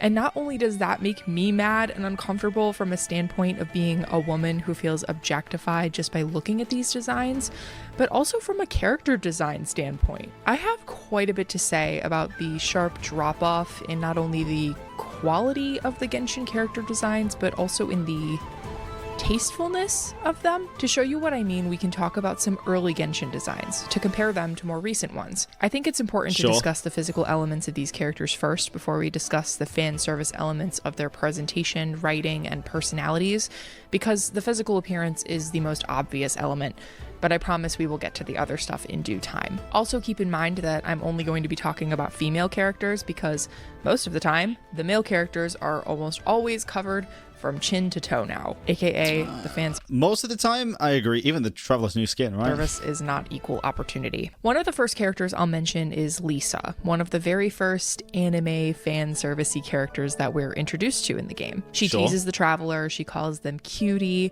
and she's averse to doing any sort of work. Her character design communicates so much about her, though, nonetheless. Yep. Her hairstyle, which is very loose and almost looks like it's falling out on one side, shows us that lazy element of her personality. Her purple, black, and gold color palette obviously communicates her element of electro, but also a sense of importance, luxuriousness, and magic. Her classically styled witch hat also conveys the latter, of course. Agreed. Yae Miko is similar to Lisa in terms of teasing personality, although Miko can get a bit more cruel and self-indulgent with it. She has a sharper eye shape than Lisa's gentle round eyes to indicate this part of her personality. Her outfit is also a stylized version of a traditional Japanese shrine maiden outfit, giving her the required amount of gacha game sexiness while also showing her spiritual importance in Inazuma. Understandable, but isn't this just the same as what they were saying before with the detached sleeves and the coochie flap? Jesus. Her design being more complicated than the other Shrine Maidens also signifies that her role is the most important of all of them. Her hair is the color of a sakura blossom, and she has cherry blossom motifs in her clothing, again emphasizing her Japanese inspiration, but also her connection to the sacred sakura of Inazuma, which is deeply connected with her element of electro. Damn, bro. Hey, she did a research on this shit. This is a good little section. I like this. Xinyan is one of my favorite Liyuan character designs because it combines traditional elements of Chinese clothing styles with Xinyan's rock aesthetic, so you immediately know by looking at her what she represents. Xinyan wears lots of I fuck with the design, to be fair. One of my favorites, though? Nah. Dark colors, spikes, and fishnet features. I fuck with the hair, mainly, because it reminds me of Shadow the Hedgehog. Men in punk or alternative clothing styles. All of this is accented by red and orange, obviously representing her pyro vision, but also her passionate and fiery personality. Her hair even looks like it's glowing from the inside, which I always thought was such a cool detail. However, Xinyan also has some very subtle nods to her Liyuan culture. So while she mostly represents a counterculture in Liyue, she still maintains cohesion with the other character designs in her region. The last of the older character... Interesting. Sure. I don't know. I feel like she does stand out a lot from the other characters in the region, bro. I'm just going to keep it honest. Speaking from a very outside perspective, since I am also a man and not part of that culture in general, but I do feel like she stands out from the other character designs. But I feel like that's kind of the point. To be fair, this was a limited time event, but if you played through the Golden Apple Archipelago in, I think it was 2.7, 2.8, it kind of goes through her backstory and why she does stand out from every other character. That's kind of the point of her character, to stand out. With the other character. Because she is very different. Stands out but still fits in with Liyue. I'm going to be honest here, I feel like you could put her in Mondstadt and she would fit in just as much as like with Fischl, for example. There's a couple of elements here that do definitely add to the Liyue stuff, like maybe the drum and the ropes here, but that's about it. Designs in her region. The last of the older character designs that I'm going to touch on is Navia's. Probably my favorite Fontanian design, personally. This design is... I partially agree, honestly. She's in my top 3 for sure. It's basically a sluttier version of a traditional French aristocratic gown, but it still covers most of her body. Navia's design exudes wealth. It is full of ruffles and jewels. She has these big, billowy curls. She's got this big hat decorated with feathers. She brings along a frilly parasol. She also maintains connection to her hometown of Poisson with these ship wheels on her hips, as well as the canon theming of her elemental burst. Navia is also a very cheerful character, which her yellow color palette communicates. And she also... I feel like using that terminology when talking about this is just... And again, this is from an outside perspective. Maybe this is not good of me to say, maybe, but I feel like I should say. I feel like that is just over-sexualizing the character and misogynizing the character, right? I would never look at Navia and think, oh, that's such a sluttier version of something else. Like, no, bro. She looks fucking fire. She looks sick. She's got a tiny little thigh gap. Like, I feel like that's just kind of forcing it on her. I don't know. Navia is also a very cheerful character, which her yellow color palette communicates. And she also has got these cute sparkles in her eyes that show that. Sure. As you can see, these designs are not only pretty tasteful in terms of gacha character designs, but they also do their job. They communicate information about the character, even if you knew nothing about them to begin with. That is true. This is what makes a good character design, and it is ironically what many character designs in modern Genshin fail to do. Not only that, but they also get... Show me some. And because I can't think of any off the top of my head, obviously. You need to do a lot of looking specifically at this, but she might cook here. More and more boring and more insulting as time goes on. So let's take a walk through them, shall we? This ought to be fun. One of my least favorite recent characters is Citlali. Again, I know, a fan favorite, but I'm sorry, I do not like her. Her design certainly isn't the most offensive of the Natlan ones. I just find... Just hold chat. Chat, chill. Oh my god, chill. Her annoying. I do think her English VA is very good at their job and that they do a great job with Citlali's voice. But I really just don't like the character's writing. We will talk about that in a bit. Okay. One of the things I dislike about her design, though, is this goddamn leotard that she's wearing. This girl is literally wearing a thong. The sweater thing would go right up her butt crack. I can't. Okay. Cannot stand stuff like this. Also, side note real quick, I have to pause to talk about the state of Genshin character trailers. Can we talk about how these videos... Well, can we keep on the point, though? Because I want to hear more, because that's not really egregious to me, to be fair. I mean, they're in Natlan, a red-hot country, and I don't know, I just don't feel like that's so bad. Yeah, Mona, for example, walking around the streets of Germany in a leotard might be a little bit more egregious. I don't get that. There used to be actual showcases of the character's combat abilities with, like, little elements of story sprinkled in. Ones that strike this balance well, in my opinion, are Nahida's trailer, Farina's trailer, and Arlecchino's trailer. Okay. But now, character trailers are either, one, headache-inducing fan edits with these wildly inappropriate aesthetic choices, like Nefer's trailer or Citlali's. Wait, what was wrong with Nefer's trailer, bro? I feel like if you're going to say Nefer's was bad, then Yolan's was also bad, because they were quite similar, in my opinion, in terms of aesthetic. I thought it was fire. Or two, music videos that make me feel like I'm going to implode from cringe. Because it showed the legs? Dude, to be fair, they could just show Varka's bulge. Like Shilonen or Mawika's trailer. At most, these ones show the elemental burst animation. It doesn't tell you anything about what it's like to actually play the character in the video game that I'm supposed to be pulling for them in. Honestly, do you know whose character trailer does show you exactly what it's like to play the character that you're going to be playing in the universe you're playing them in? Tell me how that's supposed to give me a good impression of these characters. Anyway, back to Citlali's outfit. To be fair, for some of the Natlan cast, I do kind of agree with that. I do. But I feel like for Nodcry, they started doing a way better job again, being more forthcoming with like what the characters were actually meant to represent and be about, personally. But it's the same thing with Mawika. Her design features a zipper that goes all the way around between her legs up to her back. That can't be comfortable, right? Especially riding a motorcycle. I gotta be so for real. I agree so much with this one, dude. I really like Mawika. Hey, chat, y'all can disagree if you want, but I do have to agree with this one. I do. It's just, it does look very uncomfortable for the climate and everything, wearing a fucking leather bodysuit with a fucking metal zipper that's on the back, by the way, like pretty much entirely zipped down to the ass. It's like, what? Maybe just wear something different, I guess. That can't be comfortable, right? Especially riding a motorcycle. And also, what exactly does this design communicate about Mawika other than being... Yeah, I fully agree. Other than, okay, but you do have to look a little bit deeper sometimes, because if you do look at the intricacies of Mawika's design, it does actually indicate a lot. You look at the sun motifs that are almost everywhere on this design, right? The only showing skin being this. All of the little tiny details actually do tell a very large story. Even down the side of the thing here, you can see the sun again, but I still think the overall design was a very questionable choice. Being a biker.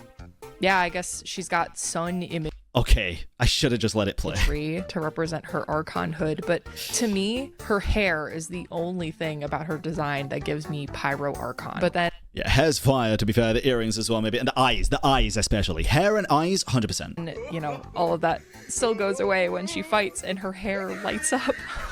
And then we have Veresa. I was really excited about this design when I saw the silhouette in that same teaser we were talking about earlier. I think I'm going to slightly agree with this one as well, because I love Veressa, especially her character. But the clothing choice specifically did confuse the fuck out of me at first, bro. Oh my gosh, a girl that's a cow. Oh my god, that's gonna be so cute. I love these braids and the big horns. I mean, I wonder what kind of color palette she'll have. Maybe like browns and greens, something. To be fair, I didn't think about the color palette. Earthy because she's a farm animal. Oh. For me, the biggest thing that I was thinking, bro, is the sweater sleeves with the boob window separate. I was like, that to me is very over the top, and that does scream like, just look at my boobs, basically. That's my only thing with this design, basically. I still think she's a fire character. Like, everything else about her, amazing. And even now, I just don't bother looking. I've kind of trained my brain to just be like, oh, okay, she's got boobs. Is what it is. Yeah. I mean, I guess that works too. Just kidding. I hate this design. One of my least favorite. I mean, cow udders? Cut the cameras. Dead ass. All right. It's in the entire game. I just like... What did she say here? Sorry, I got distracted. Yeah. I mean, I guess that works too. Just kidding. I hate this design. One of my least favorites in the entire game. I just like... What was the point, dude? Why is she so like... kawaii themed? She's got hearts and bows everywhere. She wears leg warmers and a cardigan. Yeah, the leg warmers and cardigan were my thing as well. The kawaii cute stuff, I didn't really mind, to be honest. Skirt is pointless because it's too short to cover her ass. You expect me to believe that this is a lucha libre fighter? I know that luchadoras often dress in similar silhouettes to Veresa's outfit, but they didn't incorporate any elements of the culture that Veresa is inspired by, or the one that her name comes from.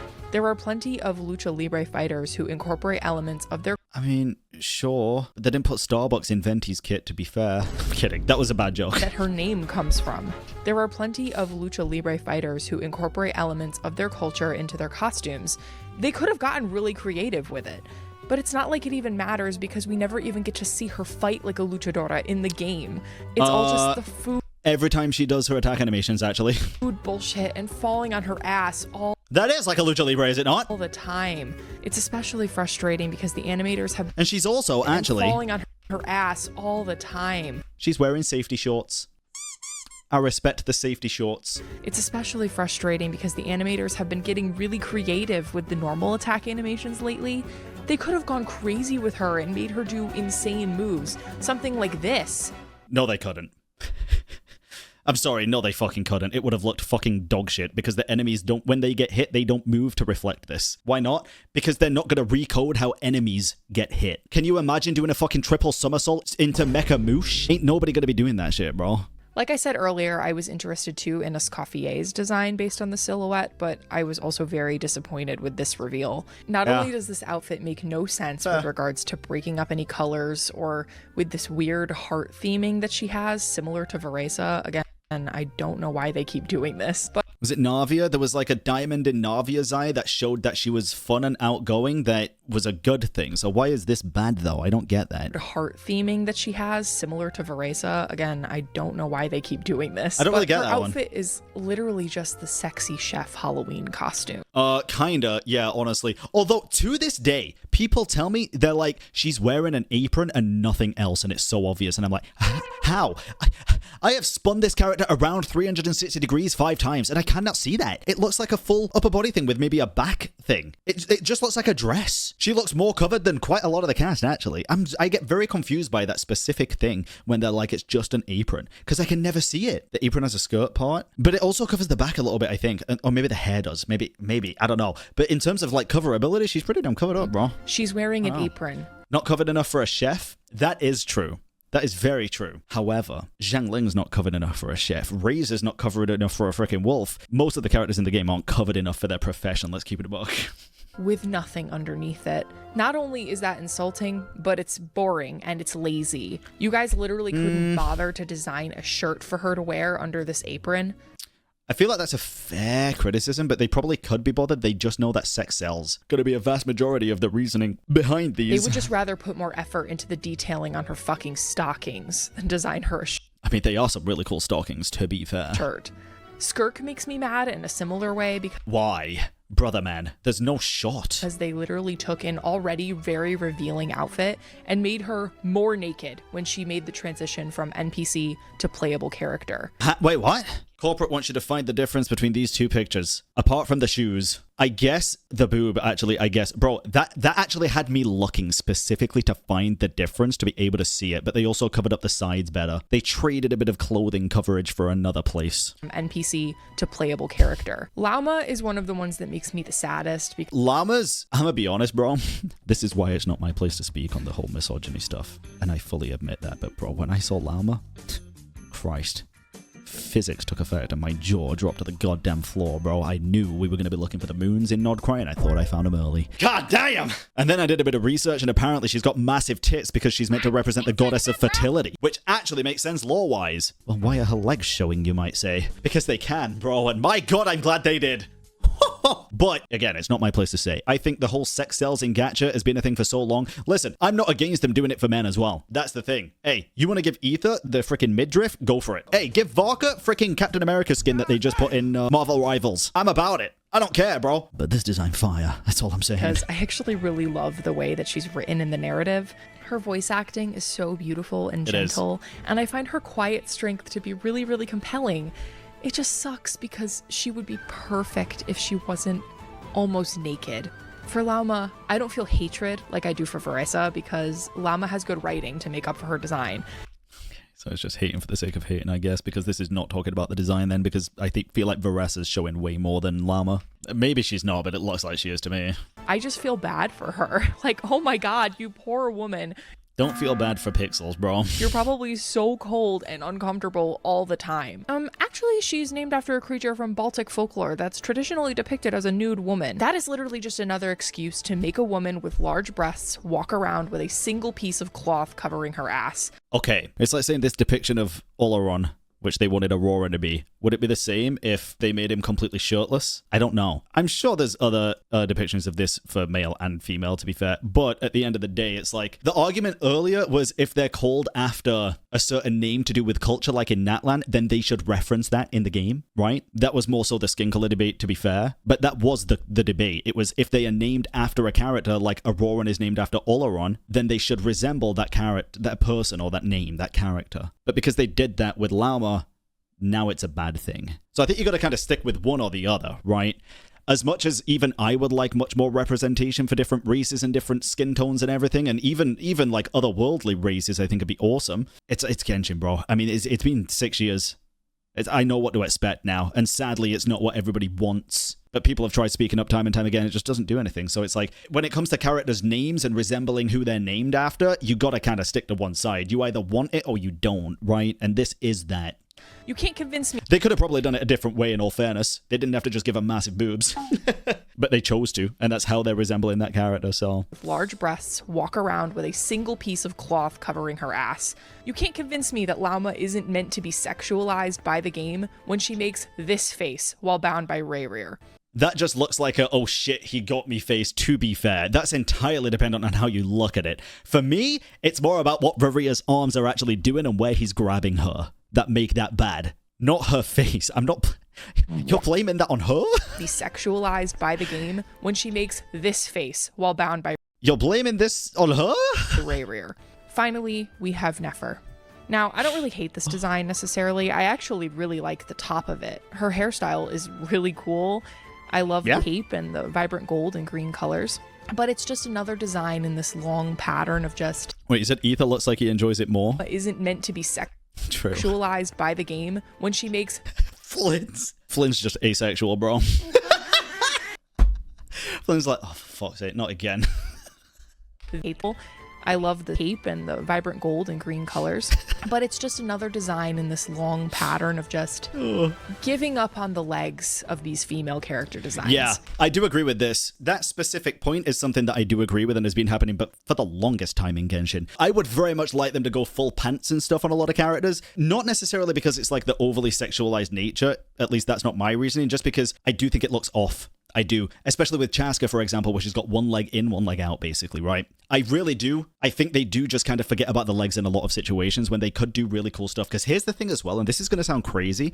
Guys, seeing a bare leg like this doesn't really do anything for me in terms of sexualization, right? And I'm not speaking for everybody here, but I do need to make this very clear for a lot of people, right? I don't look at these bare legs and think, my goodness, that is so hot. You know what I look at? I look at stuff like Lisa's design, bro, and I'm like, it's so elegantly shown. The semi-see-through like hip window here and the little bit of skin showing and the elegance to it. This is way fucking hotter to me, bro. Way hotter. Then you look at the Navia stuff. Even this is way hotter to me, bro. It's just elegant. It's subtle. It's beautiful. I love. Yeah, it's like a tease. Don't give me it all on a silver platter, bro. Like let me see what I'm getting myself in for. I love that. This does nothing for me. Nothing. I just look at this and think that's a fucking awesome design where it is designed. Not everybody is going to be the same there, but I think a lot of people seem to think that men just look at bare skin and that is what they want. For me and a lot of other people, it's how it's done, bro. And this is done, like, I would say lazily, because there's nothing on these. From the thigh down, these are just literally bare. You can add some things to it to make it way more interesting, for sure. I actually do agree with this part. Things to balance out these colors or make the design more. I don't think it's boring design because they clearly went into a lot of effort for the rest of the design. I think it's just a misunderstanding based on other people. I think HYTE were totally fine to do this. Not everybody sees this as outright sexual. This part is sexual. Do you see what I mean? Does this make sense, chat? Does this make sense? The legs are not sexual here. This part, the hip window with the little bit showing here, that makes it look like maybe a bit of underwear or something. I look at that and I'm like, damn, that's hot. I look at the legs, I'm like, that's legs. I have those as well. Glad we're walking, you know? Nice. Interesting. Like, I really love this fan design that not only gives her a darker skirt, but also some snake pattern thigh. I fuck with this. But it is fan designed. But yeah, no, I fuck with this heavily. It's very nice.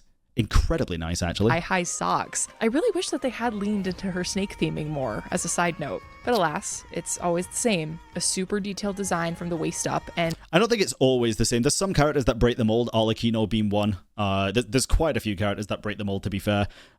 Going through them all would be kind of pointless, but there is a lot. It's just in the odd occasion where this does happen, it is very glaring. Absolutely nothing except maybe a thigh garter on the legs. Again, Columbina falls into this too. She wears this super detailed yes and no. She does have some symbolism with the ribbons and stuff, but I also would have liked to have seen more. If you look at Columbina from the front, it kind of does just look like she's had her legs like stuck on.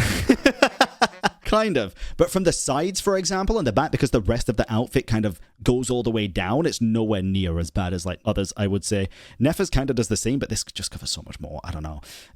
I don't think Columbina's is as egregious, to be fair. I think there is some elegant design details here, but there could be more, I guess. Tiny true. Dress, True. One that's so short it makes her legs look obscenely long, like a... It does when you look at her from the direct front, it does. Spider. And then she doesn't even wear shoes, just these fuck-ass water orb heels. They're shoes, bro. Because they couldn't bear to let a woman walk flat on her feet. And the way that these women are drawn sometimes is so stupid, too. Even the character designs that I consider to be better than these suffer from the fan service. Even though I wish her skirt was longer to add some variety to the designs, I really like Mizuki's design, but she literally shows her butt to the camera during her burst and in her official art. In fact, Hoyo only draws these characters in impossible poses more and more for the sake of making them more goonable. Oh my god, I want to see a video of people trying to recreate these to see if they are impossible poses. That would be so funny, bro. Even if they are doable, it'd just still be funny. Literally, Mizuki is posed so you can somehow see her underboob and butt at the same time. They do. Yeah, I mean, Hazel had birthday art. That was... do the same thing with Mawika. Her back is arched so heavily just so that they can display both her cleavage and her ass. Okay, to be fair, I think this is actually like good biker posture, but they definitely did this for that reason. But this is kind of how you're supposed to sit on a bike. Veresa's also the same, plus she's making that face like, oh. Veresa's just posing as if she's being caught eating, bro. There's nothing egregious about this, what? Cleavage and her ass. Veresa's also the same, plus she's making that face. It physically hurts to do this pose IRL, by the way. It literally does not, in the slightest. My legs are flayed at the bottom like I'm kicking the air. It's just a bad point. Face like, oh, you caught just me. Just a bad point. And I have food all over my... You don't have boobs, Bran? Okay, I don't think that would make this specific pose that much more uncomfortable, in all fairness. Face. Oh, no. Oh, my God. I hated saying that out loud. And yeah, that was kind of cringe. Squishing her chest so heavily with That looks really uncomfortable, I'm not gonna cap. What? A stuffed animal? A pillow? That is not how this part It's Papa of the body works. This is only one of the anime fan service tropes that Genshin has increasingly leaned into over time. As the game progresses, we only get more and more characters that fit the tsundere character type. Oh my god. It's over, guys. We only get more and more characters that fit the tsundere character type. Oh my god. I can't fucking say this. As the game progresses, we only get more and more characters that fit the tsundere character type, which I personally find annoying. I do also kind of find it slightly annoying, I can't cap, but some characters just pull it off better than others. Sandrone, for example. Lali and Sandrone are the biggest examples of this, but I would also argue that Escoffier falls into this trope sometimes. Maybe? Somewhat related is the increasing number of characters who have very obvious crushes or similar devotion to the Traveler, all of whom seem to be women, ironically. For the most part, yeah, I'd probably say so. Ayaka was a big one early on, but since then we've had Mizuki blushing around the Traveler and the game purposefully putting her into situations in which we're meant to, like, cutely embarrass her. It's clearly meant to have a teasing romantic tone to it. This was? The Traveler and the game purposefully putting her into situations in which we're meant to, like, cutely embarrass her. It's clearly meant to have a teasing romantic tone to it. I ain't gonna cap, bro. I didn't see anything romantic about this quest at all. I think that's just how you look at it and how you perceive it. I typically am quite sensitive to that stuff. I didn't see anything romantic about this specifically. Similarly, Lali has a... It was, to be honest. That's fine if you took that. I did not get that in the slightest. I don't know. Big crush on the Traveler, made evident by being portrayed like this in her Valentine's Day art, and by all the... It's Valentine's Day art. It's for Valentine's Day, of course. Crush on the Traveler, made evident. We had Enjo, for crying out loud. By being portrayed like this in her Valentine's Day art, and by all the times the game has given us very convenient plot-related ways to read each other's thoughts. Yep. Bro, with Lali specifically, I 100% agree with it, by the way. There is clearly romantic interest going on here. It's fucking hilarious. But yes, 100%. And they're never dropping it, which is amazing. Out of all the characters in the game, I think the Traveler and Lali have the most, like, relationship-based chemistry. Is it wrong? I never said it was wrong. I fucking love it. I thought it was great. Dude, this shit is painful. I do think he needs to go see Ayaka, though, and tell her it's off. Holy fuck. Because he'd be stringing her along maybe a little bit. Full to play. And then most recently, we've had Columbina, who, again, has only one true friend in the Traveler, and she That's not true. hides behind you, and you get to feed her. Again, these are all very romance-coded behaviors. The Traveler is literally represented as her savior and dance partner in her trailer. It is a pattern at this point. Can we please let women have more interesting relationships with the main character than being their shy waifu all the time? Oh, she so does, though. Oh, man, I feel like Columbina so does. A lot of the characters do, in all fairness. To be fair, there's a lot of characters that don't. Raiden Shogun is a big example of this, right? Because Raiden did not have this at all until that one random story quest in Inazuma where we basically took her on a date. And that felt really fucking out of place. And that is one that I would agree with, right? But a lot of other characters, bro, Columbina especially. Maybe this is a difference, though, because I play the game for the lore and the story, and this person clearly is more into the shipping side and doesn't play for the story. Maybe that's why. To which I can say, you know what? Agree to disagree. Because I can't think of any other reason. And again, this fan service is never equal opportunity. The male characters never get to have interactions or relationships like this with the player. Like what, though? We take Ido to events all the time, bro. Yeah, Zhao Linny, true. Zhao and Linny, I guess. Well, Zhao, a little bit. Linny, yes. Why not? We also have character-specific tropes. Veresa, I'm getting to you now. She was... Oh, God, again? Tailor-made for the feeder fetish. I kid you not. No, she fucking wasn't. Oh my God. In one of her trailers, they animate food going into her stomach, and her stomach, like, jiggles and stuff, and oh my God. It is genuinely one of the most sickening and uncomfortable things I have seen coming out of this company. Her entire thing is eating comically large amounts of food. She has nothing else that matters to her character. Yes, she does, though. Again, if you only hyper-focus on that one part of the character, sure. But there's plenty of, like, animes and stuff where characters eat a fuck ton as well, no? I feel like, I haven't even seen One Piece, but doesn't Luffy eat a lot? Or there's a certain character, there's like a gif. Maybe it's Gon from Hunter x Hunter or something. I can't remember. I feel like Luffy, right, eats a shit ton. That's not all his character's about. Is Luffy just a fucking speed eater, bro? Is that the whole plot of One Piece? Is he searching for the last piece of food? No! To her personality or anything about her. It's not like this would necessarily be bad on its own, but guys, she is literally a cow. This character is extremely... She's actually eating burgers. That's kind of messed up. Extremely insulting, and I hate her. The messed up part about this is freaking cannibalism. What are you talking about? And that's not even mentioning... Why do the burgers have cow horns? This is mean. Is extremely insulting, and I hate her. And that's not even mentioning how she literally fights by falling on her ass. When you are playing her, she will fall and her ass will be facing the camera for multiple seconds before she gets up. And your when you're playing any character, that ass is facing the camera for multiple seconds because you're walking with them with the camera facing from behind. What are we getting at? eye is naturally drawn there because of her bright pink tail against her black skirt. And then when she gets up, she'll like dust herself off and be like, owie, that hurt. Shut up. That came from the soul. And then we've got Nefer and her whole like clones thing. And the clones are like her servants, and she poses with them in sexually charged ways. Like she's holding this one's face and this one is laying in her lap. Like, yeah, that one is definitely a bit more on the sexual side. Kind of fuck with it though. I don't have to like spell out the way that this is incredibly fetishistic, right? I mean, Nefer. I don't get what you mean by fetishistic though. Why does this have to do with fetishes? I don't know. I don't get the fetish side. I mean, what? Nefer literally does the stripper crawl across the table toward the camera in her trailer. She's meant to give femme. It literally looks like she's just leaning. What is a stripper crawl? See, this is my problem, bro. 90% of the people that play this fucking game don't know what a stripper crawl is. The fact that you do is fine, but the fact that you automatically put that under the company and everybody else because you notice it in a tiny sequence is crazy. It feels like projection, right? Am I crazy? That just feels like projection to me. It's meant to give femdom. And I mean, like the clone.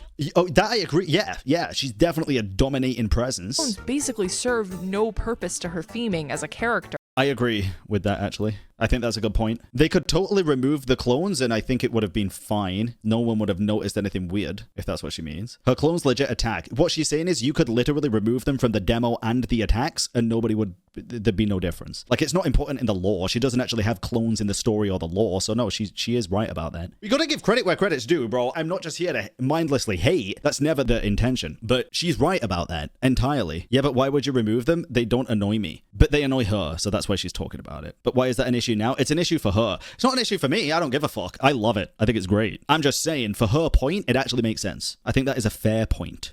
They literally only did it because they knew people would drool over it. Yeah, I could agree with that. I did drool over it. Editing Aurelia here. In the process of making this video, Linnea has been released. Oh, God. And I just have to interject to say, what the... First of all, you really don't. The fuck were they thinking with this character? I feel like a crazy person because I feel like I'm the only one who doesn't think she's adorable and in fact recognizes her for the creepy freak that she is. First of all, she clearly has absolutely no respect for living things that are not traditionally human. She keeps asking to touch and pet the Melusines as if they are not whole people. It's especially creepy because the Melusines are made to look like children. Having an adult character who is high-key obsessed with them and can't treat them as the people they are was a fucked up move on Hoyo's part. They literally make a point to emphasize the humanity of the Melusines and how they had to fight to be accepted in Fontanian society, and now we have a playable character who we are supposed to think is cute, harassing them and treating them as though they are pets. Why hasn't she actually spoken about things like this with Alakino raising an army of children that were there pretty much against their will to fight a war that's not theirs? But yet you have to dig into a specific like teaser post for Linnea to even find this information out? I think she did. She briefly picked up on it in terms of when she was talking about characters not being irredeemable. Not to this fucking extent though. Why are we nitpicking on a little teaser post? It's disgusting. Her trailer is sickening for It's not disgusting. I'm gonna sit down, bro. Give me a sec. It's really not disgusting. I'm sorry. It's just not. Like, you're looking so deep for a problem. This is what happens when you stop enjoying a game and you force yourself to cover it and play it. Because this is what started happening to me before I just took a step back, self-reflected, and realized what I was doing. You literally go into a situation looking for the problem. That's all that is. Treating them as though they are pets. This is her first video, same as the other content creator that did this exact same thing. I wonder why, because they know it's going to perform well. It's disgusting. Her trailer is sickening for the same reason. She fantasizes about being rubbed up on by Siegeween, who, again, looks like a child. and Kirura, along with other Melusines and Nekomata. It reads as extremely fetishistic to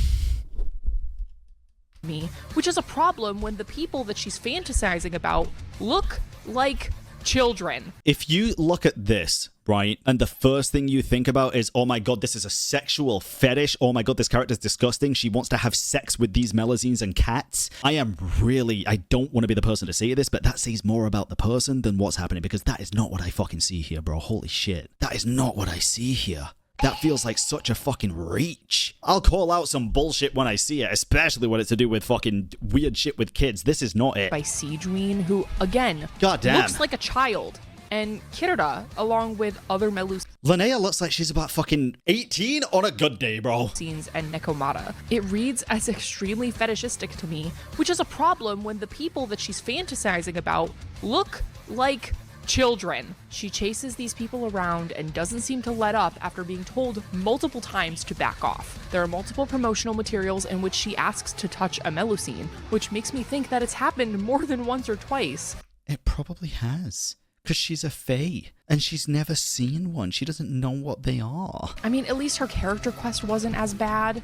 I won't spoil it, obviously, because I said I wouldn't talk about content past Luna 5, but I still don't find this character appealing or compelling at all, as I feel like I've made it very clear. She doesn't even have an interesting design to make up. I thought you wouldn't comment on the misogynistic section. I don't think this is an interjection. This isn't about misogynistic stuff. This is about a female character rubbing up on Melusines and cats and calling it fetishized behavior. It's entirely different. Of course I'm going to comment on it. You shouldn't take my word too seriously anyway. It's all opinion-based. What she sees and what I see are two very different things. But personally, I find this kind of fucking crazy that that's the first thing that you see. For it. She's I also do really feel like there is a lot of, like, not a lot, but a couple of the points felt like kind of forced. I hate to say it because I could be wrong, and feel free to call me out if I am wrong on this, but it felt kind of like forced misogynism. A lot of points she had very good points with, even though they are just opinions, of course. She did have a lot of very good points, but a lot of it was very much projection, saying like Nefer was doing a fucking stripper crawl and that's this and that, and it's like, bro, I guarantee you like 95% of the people that are even sexualizing Nefer did not pay attention to that at all or even know what a stripper pose is. And a lot of the other stuff previously, it's like most people just I just find it kind of crazy. I really do. Literally just a copy paste of Charlotte. Even the I did also say this, to be fair, the designs did look very similar. Wish art is the same. I haven't felt such a burning hatred for a character in a long time. Hoyoverse had the opportunity to portray Linnea as a character with a disability that made it difficult for her to fit in. That's fucking crazy. What? Yes, I'm so glad that they didn't do that. Why would being a fae mean that she's disabled? I'm very glad that they didn't do that. Like, how the hell did she even come up with that theory? It's not a theory. She's saying Hoyo had an opportunity to portray them as characters with a disability. Listen. Hoyoverse had the opportunity to portray Linnea as a character with a disability that... But being a fae is not a disability. I'm so confused by that statement. Made it difficult for her to fit in, because that was largely the reason the myth of changelings arose in the first place. The fairies were thought to swap their fae children for a human child, which was how several mythologies explained neurodivergence in children. Again, out of context entirely, because that is not in the game. Like, this is... Oh, wow. Okay. That's kind of crazy. That's a crazy statement. This is just a real life thing that you can say they had the opportunity to do it. I'm so glad they didn't. Children. Instead of portraying a really heartwarming story about a character who's autism coded, we instead get a freak who can't stop harassing anyone with non-human features. Ironic. Bear in mind, this is based off of like the announcement of the character before you even learn anything about her and do the quest. Just bear this in mind. This is as the characters. She said she did the quest. This is after the quest? I think that makes it even worse. Okay, but she doesn't do that in the quest, does she? I don't remember her harassing everybody with non-human features. She was like intrigued by Paimon at first, I think. I don't think that was her character at all. She chased Paimon for 3 seconds. That's what I'm saying. It's just really weird thing to nitpick on for me. Ironic, considering how they want to portray her as an outcast who had no friends because she was a fae who looked different. Also, can we talk about how her lore makes no sense because the Tsaritsa and the Fatui are meant to be hunting down fae and eradicating? No, we can't talk about that, actually. Sorry, we simply can't. While some fae, like the Jack Frost, get their elemental powers from consuming it a lot, most fae keep their true identities a secret for their own safety. Few know of Flynn's fae nature, while on the other hand, many know about Linnea's. Fae can also tame an otherwise hostile monster like Seleno was able to tame... Where the fuck does this say anything about what you just said? Some of the fae refuse to follow her? Yeah, some... Crazy statement. Very incorrect. Down Fae and eradicating them, hence why Flynn's hides his identity. But it's just completely fine that Linnea is outwardly a Fae, perhaps even more obviously so than Flynn's because she doesn't cover the wings on her head or her crystal markings. Whatever. Yes. I really hope people open their eyes to how terrible this character is. Sorry if you feel kinship with her. She is not cute. She is not funny. She has no appealing character traits, and there are far better characters out there whose stories are about yearning for acceptance. Oh my god, this sounds so sad. You shouldn't care this much. Oh my goodness, that's genuinely very sad. I'm starting to feel a bit bad. Anyway, back to the video. Before we move on to the last part, I feel the need to debunk something I've heard both in this fandom and in other fandoms with regards to sexualized character designs. Okay. She should be able to wear whatever she wants. It's feminist to let women express themselves how they want. Maybe? I don't know. Listen, I choose to believe that this argument isn't made in bad faith.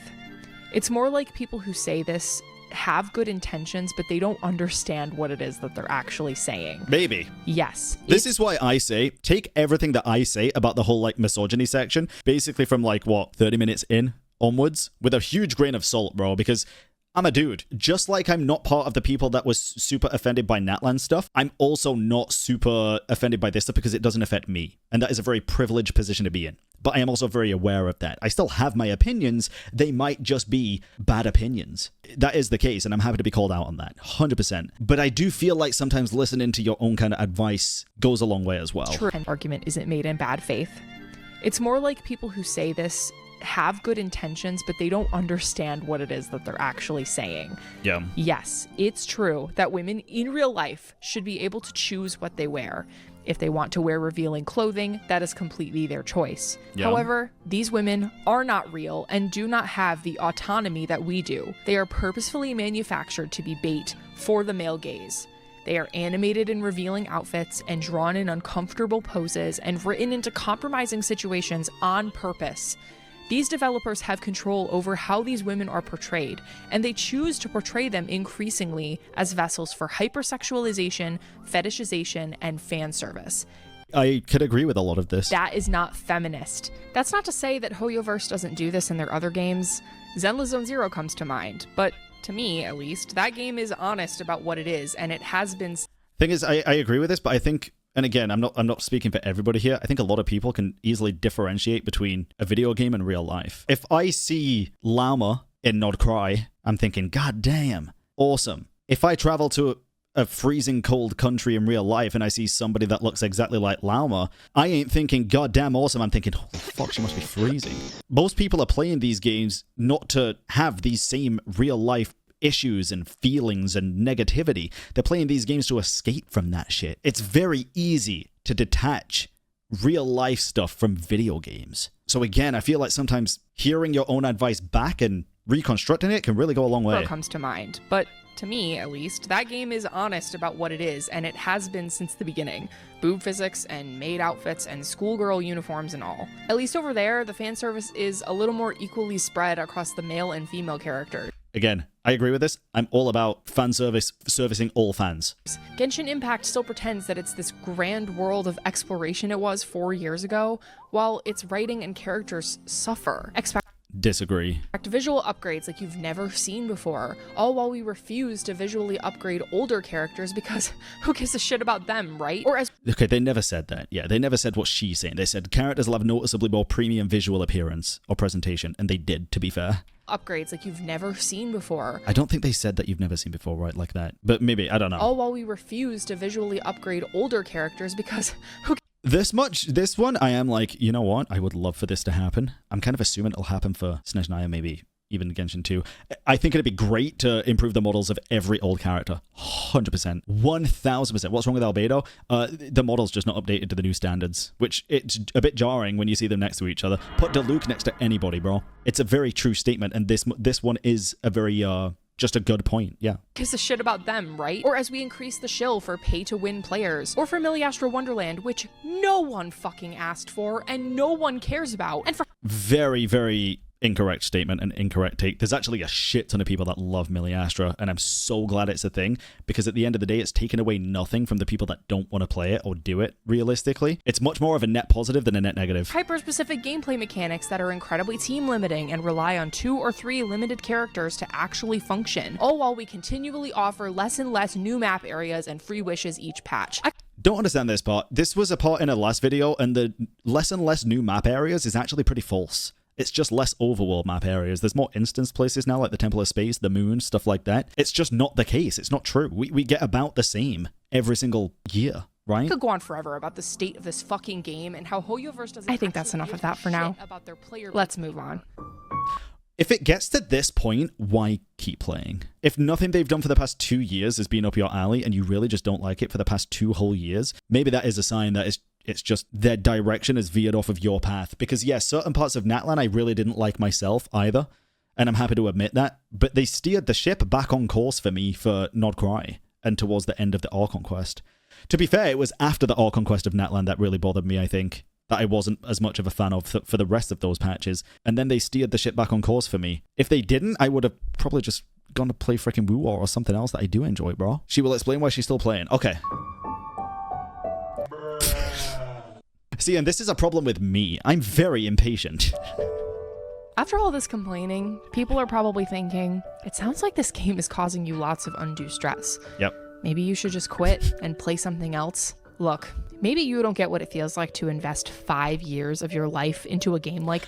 I do. I actually invested 5 years of my life into... actually, was it... No, it'd have been 4, actually, I think, into Elder Scrolls Online, where I played pretty much every single day, and I loved it. Developed a big community over there. It was incredible. Spent quite a bit of money over there. And then I just got really fucking bored, so I didn't play for 3.5 years, and then I just started playing when I liked it again. This is very much sunk cost fallacy, but you can just stop playing. It is okay to just replace it with something you enjoy. This, with ever-expanding lore and new characters being introduced all the time. Yep. I guess maybe I didn't know what I was getting myself into at the time, back in 1.0 when I first started out. It's addictive. It sucks to invest so much of your time into a game only for it to let you down. I'm not going to pretend that Genshin was perfect back then. There are so many weird, cop-outs that Hoyo pulls so that they can have sensitive themes in their games but not actually have them. Like Bennett saying that he has multiple dads, only for you to realize that it's because he's been raised by many older men in the Adventurers Guild, not because... However you want to look at that, that's fine. Yes, if that's problematic to you, that's not an issue at all. I feel like from the beginning of the game, there's been a lot of pressing issues with the actual game that would have turned me off way before any of the little nuances like this. Limited time events not being playable in the future. That's one of the main things. Like the daily locked domain stuff. Like the very limited resin. Those kind of things are way more important in my opinion. But again, this is where me and this person clearly differ. That's my opinion. And if, chat, you say, how is this a problem?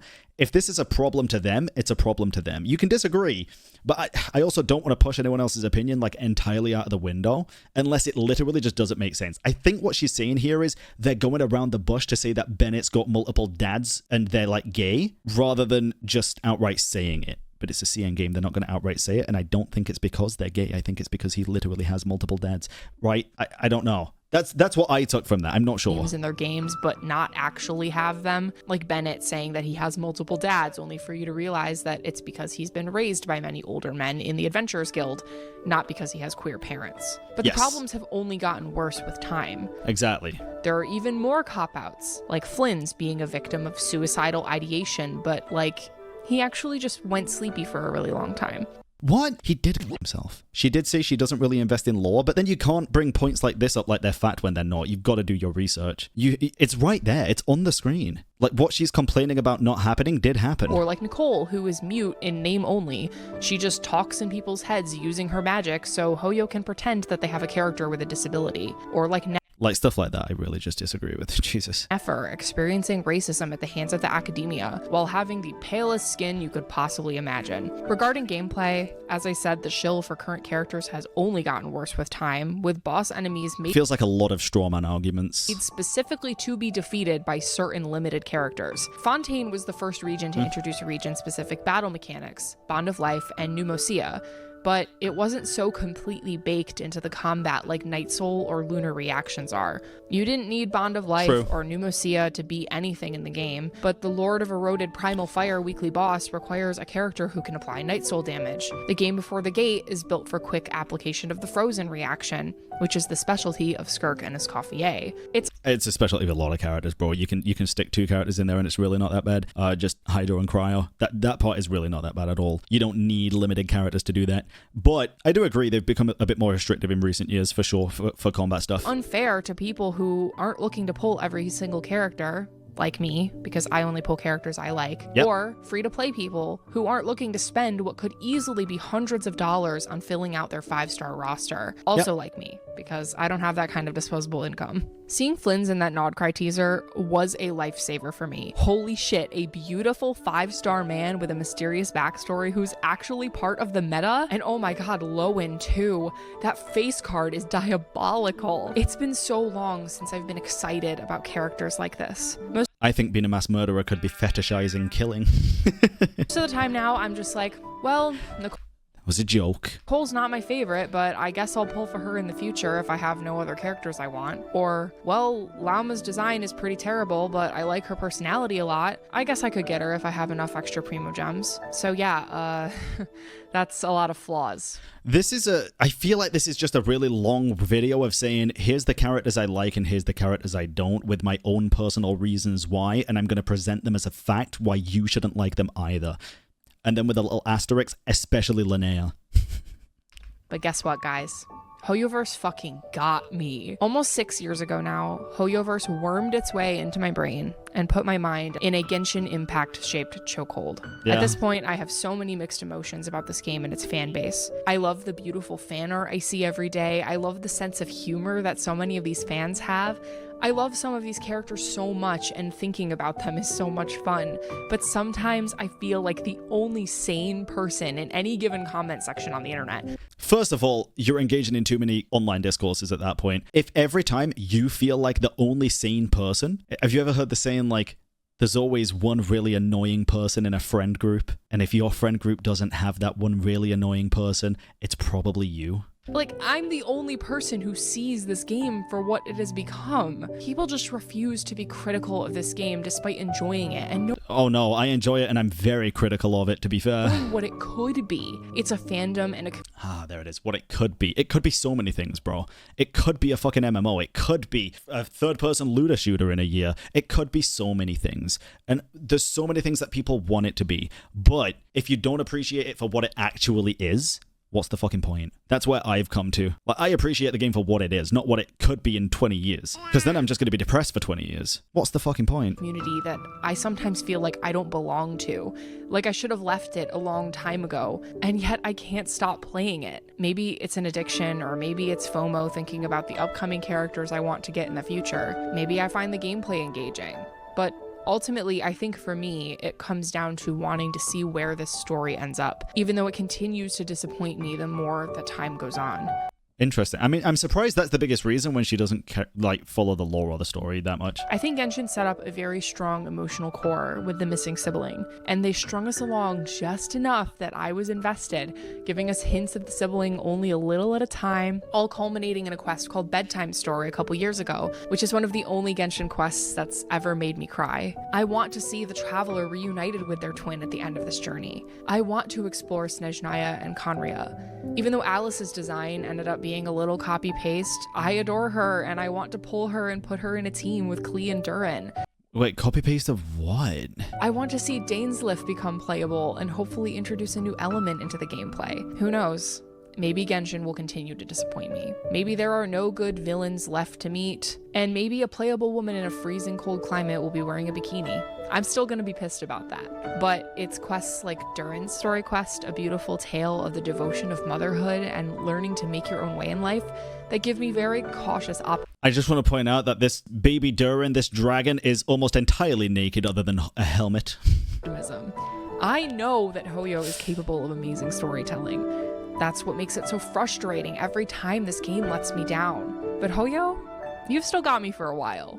Nice going, you made me addicted to your game, but the good stuff is what makes me want to stick around for a while. even if it's only to watch my favorite little guys run around in my screen. Can I be very honest about this? If I sound like a dick, I really do apologize because I really don't want to. I respect this person. I feel like there is just a point where it's just an addiction to the video game. She kind of admitted it towards the end of that. Sticking around to see what it could be is just damaging to your mental. I think just find a different game. I really do. And this is not like the people that say, well, just quit, just quit. To me, she made it very clear in that 1 hour long, basically documentary about her hate for Genshin and the characters and what they've done for the past 2 to 3 years at this point.